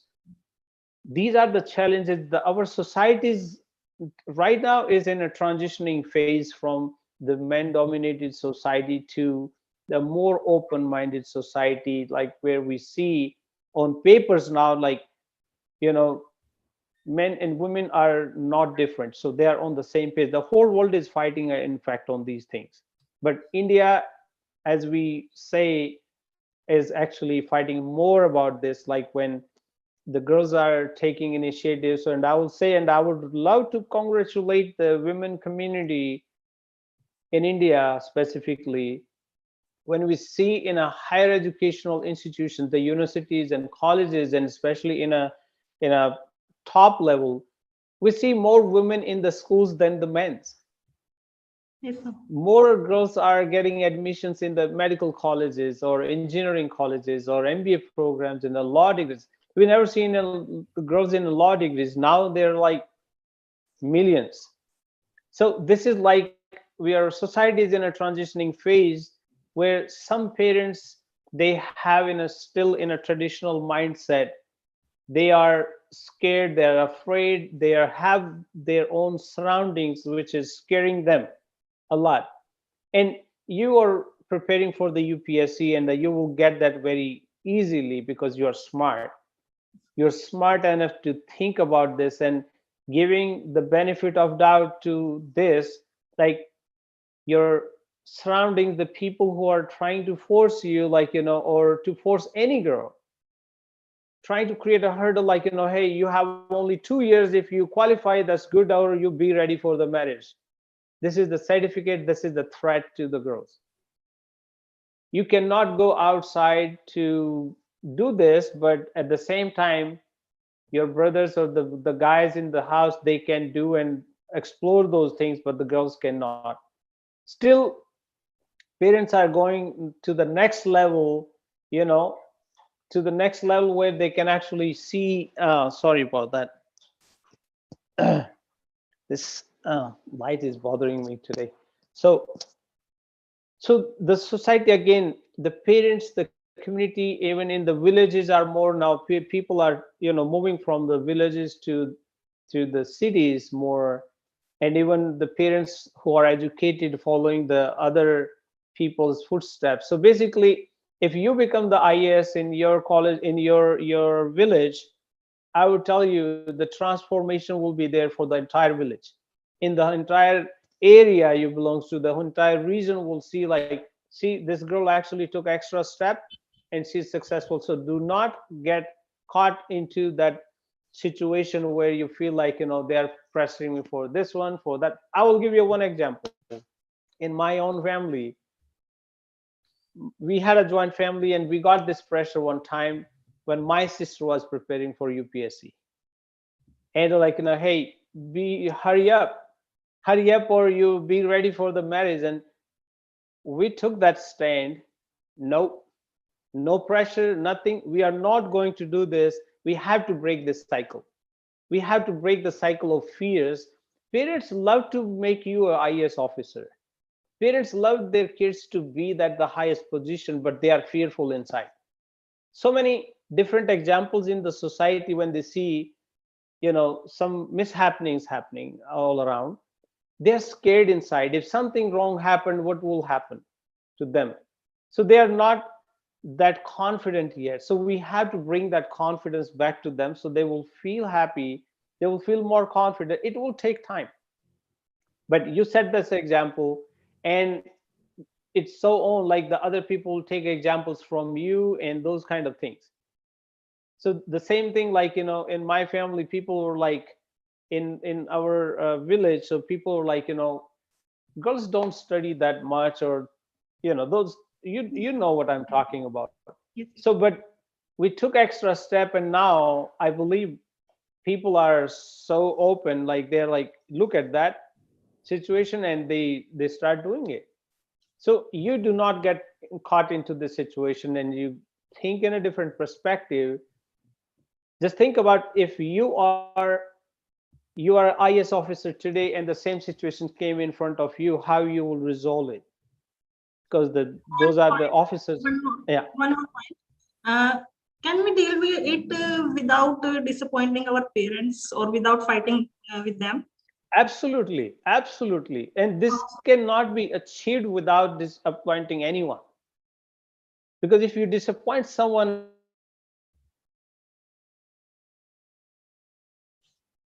heavy head cannot crack those kind of exams, then you will stuck in the interview for sure. They're masters sitting there. They're looking for these kind of things. Like, if she got stuck emotionally somewhere, how would she handle if the crisis happened tomorrow in the society and she is the officer there? No, you have to be mentally tough, emotionally stable to handle those questions and to those situations. Great, sir. It was wonderful explained. I'll take next question, Daniel Ajani. I'll take one or two more questions, quick questions. Daniel Ajani, please unmute yourself. Thank you, madam. My question is this. What the presenter was presenting, he said many diseases are ignited or stimulated by our mental health. Now, my question is it physiological diseases or psychological? Whichever it is, can we have examples? Yes, thank you, Daniel. And this is my favorite question. This is really my favorite question, because this is how we started. And I will give you from a very simple example. And I'm pretty sure majority of the people listening here, might have experienced that in their life. When we were a Okay. little kid and sometime we don't do our homework and we feel like we have a stomach ache or headache so badly, or I'm kind of like getting fever today because I just want to avoid school. I was really bad stomach ache, and kids complain those things, in their Yes. school time, like I don't want to go to school, like even they are avoiding some specific teachers or some friends or something going Yeah. on, and they eventually have a real stomach ache. By the Mm. time when the parent confirmed that, okay, you don't go to the school today, just rest and relax, the moment they confirm like it's already 10 o'clock, and they will not send me to the school anymore today if I say I'm feeling better. And they eventually start feeling better right after school. So it is, and we have seen that many times, even until today, the mind has a small baby inside. Even somebody is Mm. like 50 years old, we still feel that sometimes. We are going to work, and tomorrow I have exam duty or something like that. Still that baby triggers sometime and make those excuses. So but your question was really right. So it's somehow, I would say, majority of the time body Okay. starts taking it psychologically first, then physiologically. And it's an Oh. ongoing debate all the time, but you can experience that. If you start feeling, I feel like I'm getting sick today, if you say that 10 times to you and check your temperature at 4 p.m. in the evening, you might get a little temperature. Wow. So you will see that impact, like, because this is the internally, we are how we are, telling our emotions to feel, telling Mm. our body and energy to travel which way. And Great. Mm. I'm just another example, like let's say you are feeling a really bad headache, or you're feeling sick, or like you're so tired you cannot do anything, Mm. and all of a sudden you got a call from your friend like, hey, you got this lotto ticket, or you win this lottery and you got like Mm. $2 million today. Wow. Wow, you cannot be tired anymore. Yes. That's true. It's just like, you know Very true. and the same That- the same impact is the Friday syndrome happen when people are working Monday to Friday like tirelessly. Every Monday morning they feel super tired, even though they had a full relaxation on the weekend, but we Okay. have to go to work. And on the Friday night you work the same day, same way you worked on the rest of the week, but on the Friday evening you feel so energetic, you are not tired because you are off tomorrow. Mm. So mind works in a different way. He's a magical, like he's really a great magician. We have to Yeah. play with this too hard and too soft sometime to just have fun with this. I Wonderful would like question, Thank to, you. Daniel, and wonderful sorry, explanations, sir. Thank sorry, Certainly, you. you Navneet, Thank awake you. that Matt. inner child of ours always. Thank you. I'll take I would last like one to question. add a point. Am I audible, Yeah, actually, please, Dr.? ma'am. Yeah. Yes, please, I would ma'am. like to add a point to Dr. Jaspir's answer. Like a new branch of psychology called as psychoneuroimmunology is being developed, which shows the connection between most of the diseases which we have, starting from all the lifestyle diseases, cancer, even AIDS, due to the stress which we put psychologically inside our mental pressure. So basically, if you see, there is a very huge connection between your mental health and your physical health, and research is being Wow. constantly done on that branch of psychology. This is a very new, younger branch of psychology known as psychoneuroimmunology, which connects Okay. Mm. your psychology with your physiology. Thank you. Thank you very much, ma'am. Beautiful, ma'am. Beautiful example and adding up. I'll take last question. Shivangi Avasti, you can take your last question.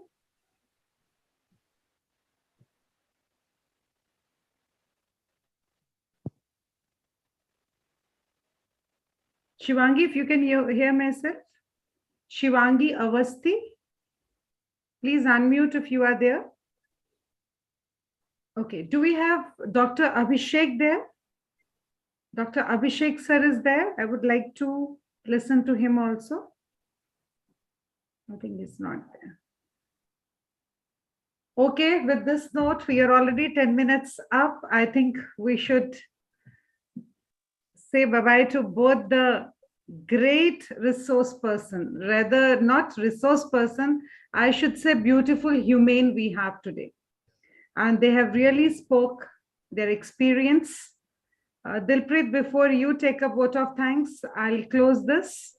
Thank you so much from the whole fraternity of ICERT, our chairman, sir, Dr. Sandeep Singamar, sir, secretary, sir, Dr. Sandeep Sihag, sir, public relation officers, Dr. Saima, the whole core team, Dr. Dilpreet, the great moderator.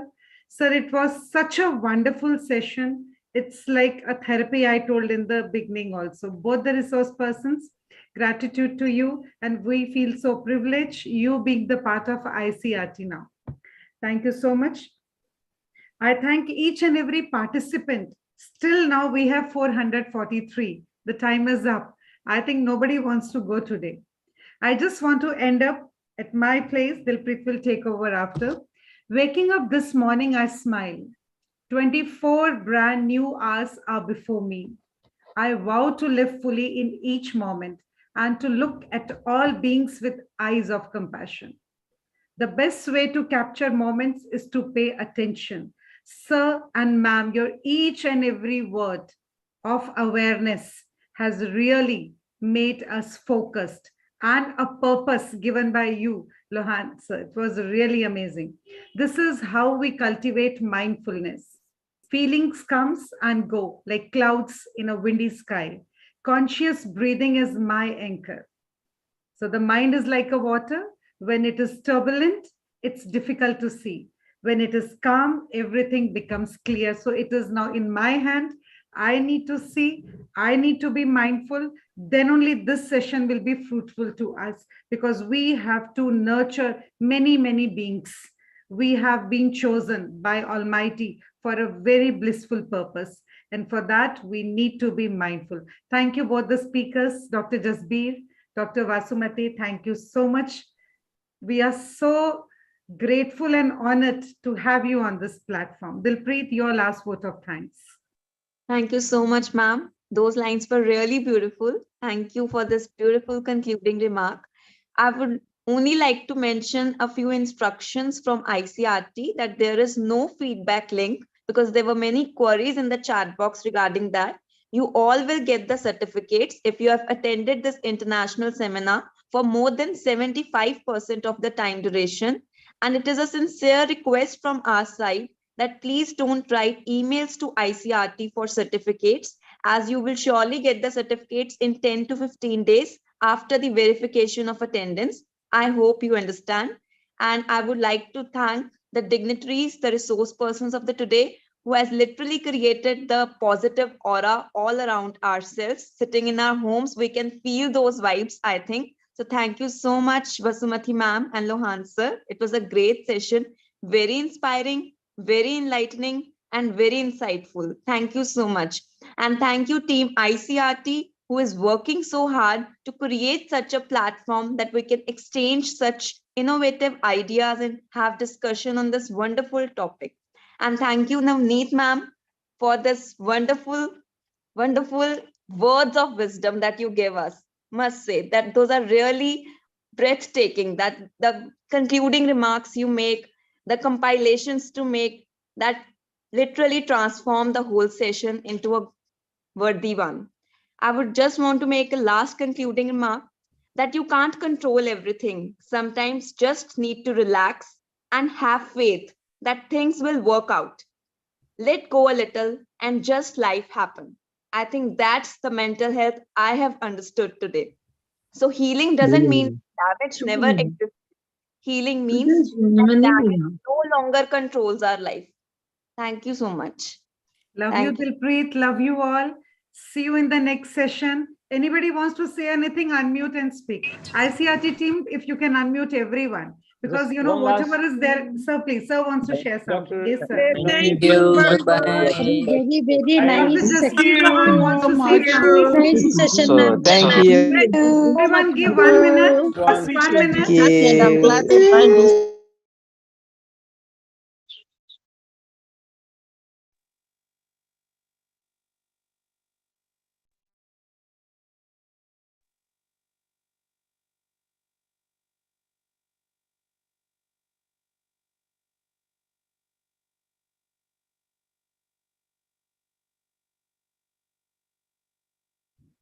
Yeah. I'll request ICRT team to unmute Dr. Jasbir Lohan and Ms. Vasumati. I think they want to say something. Please, sir.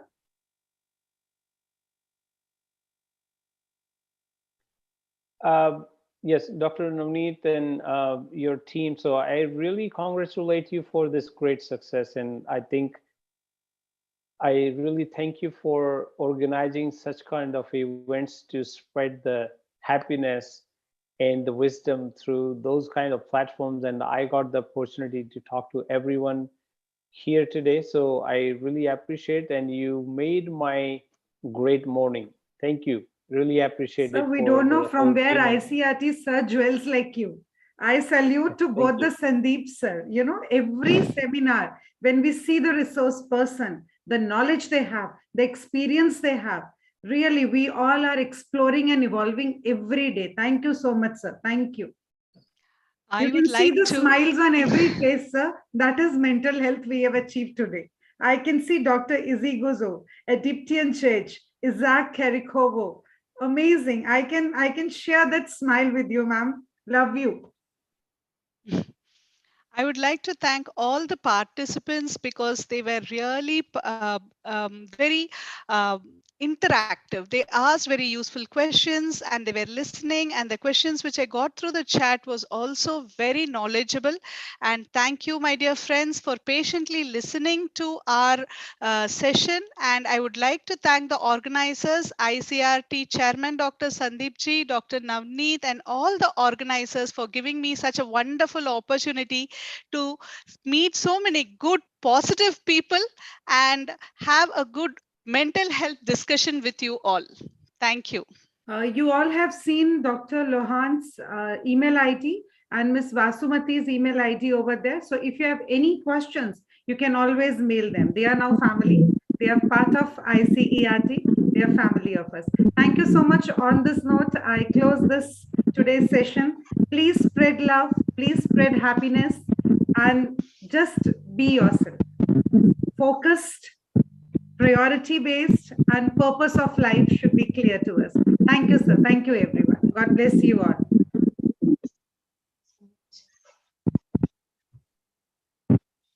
Bye to everyone. Good evening, good afternoon, good morning. Thanks, Team ICRT. God bless you all. Thanks to all the organizers. Thank you. Thank you, Nafit. Thank you, ma'am. Thank you so much. Nice. Thank you, Navneet ma'am. Thank you. Thank you Thank so you. much. Thanks, ma'am. Can we have a big Thank you. nothing? Thank Can we have you. a big Thank screen you. and we can see everyone on the screen? ICRT, can you help me in that? Thank you so much. Bye-bye. Thank you. Thank you, everybody, everyone, for their so much knowledge.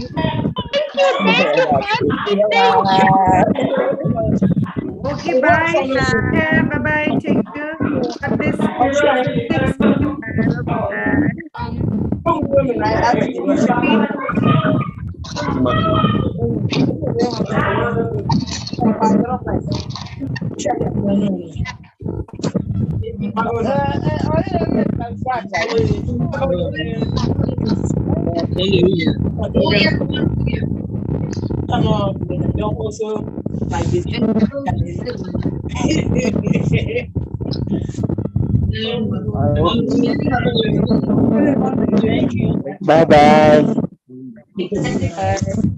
Bye bye.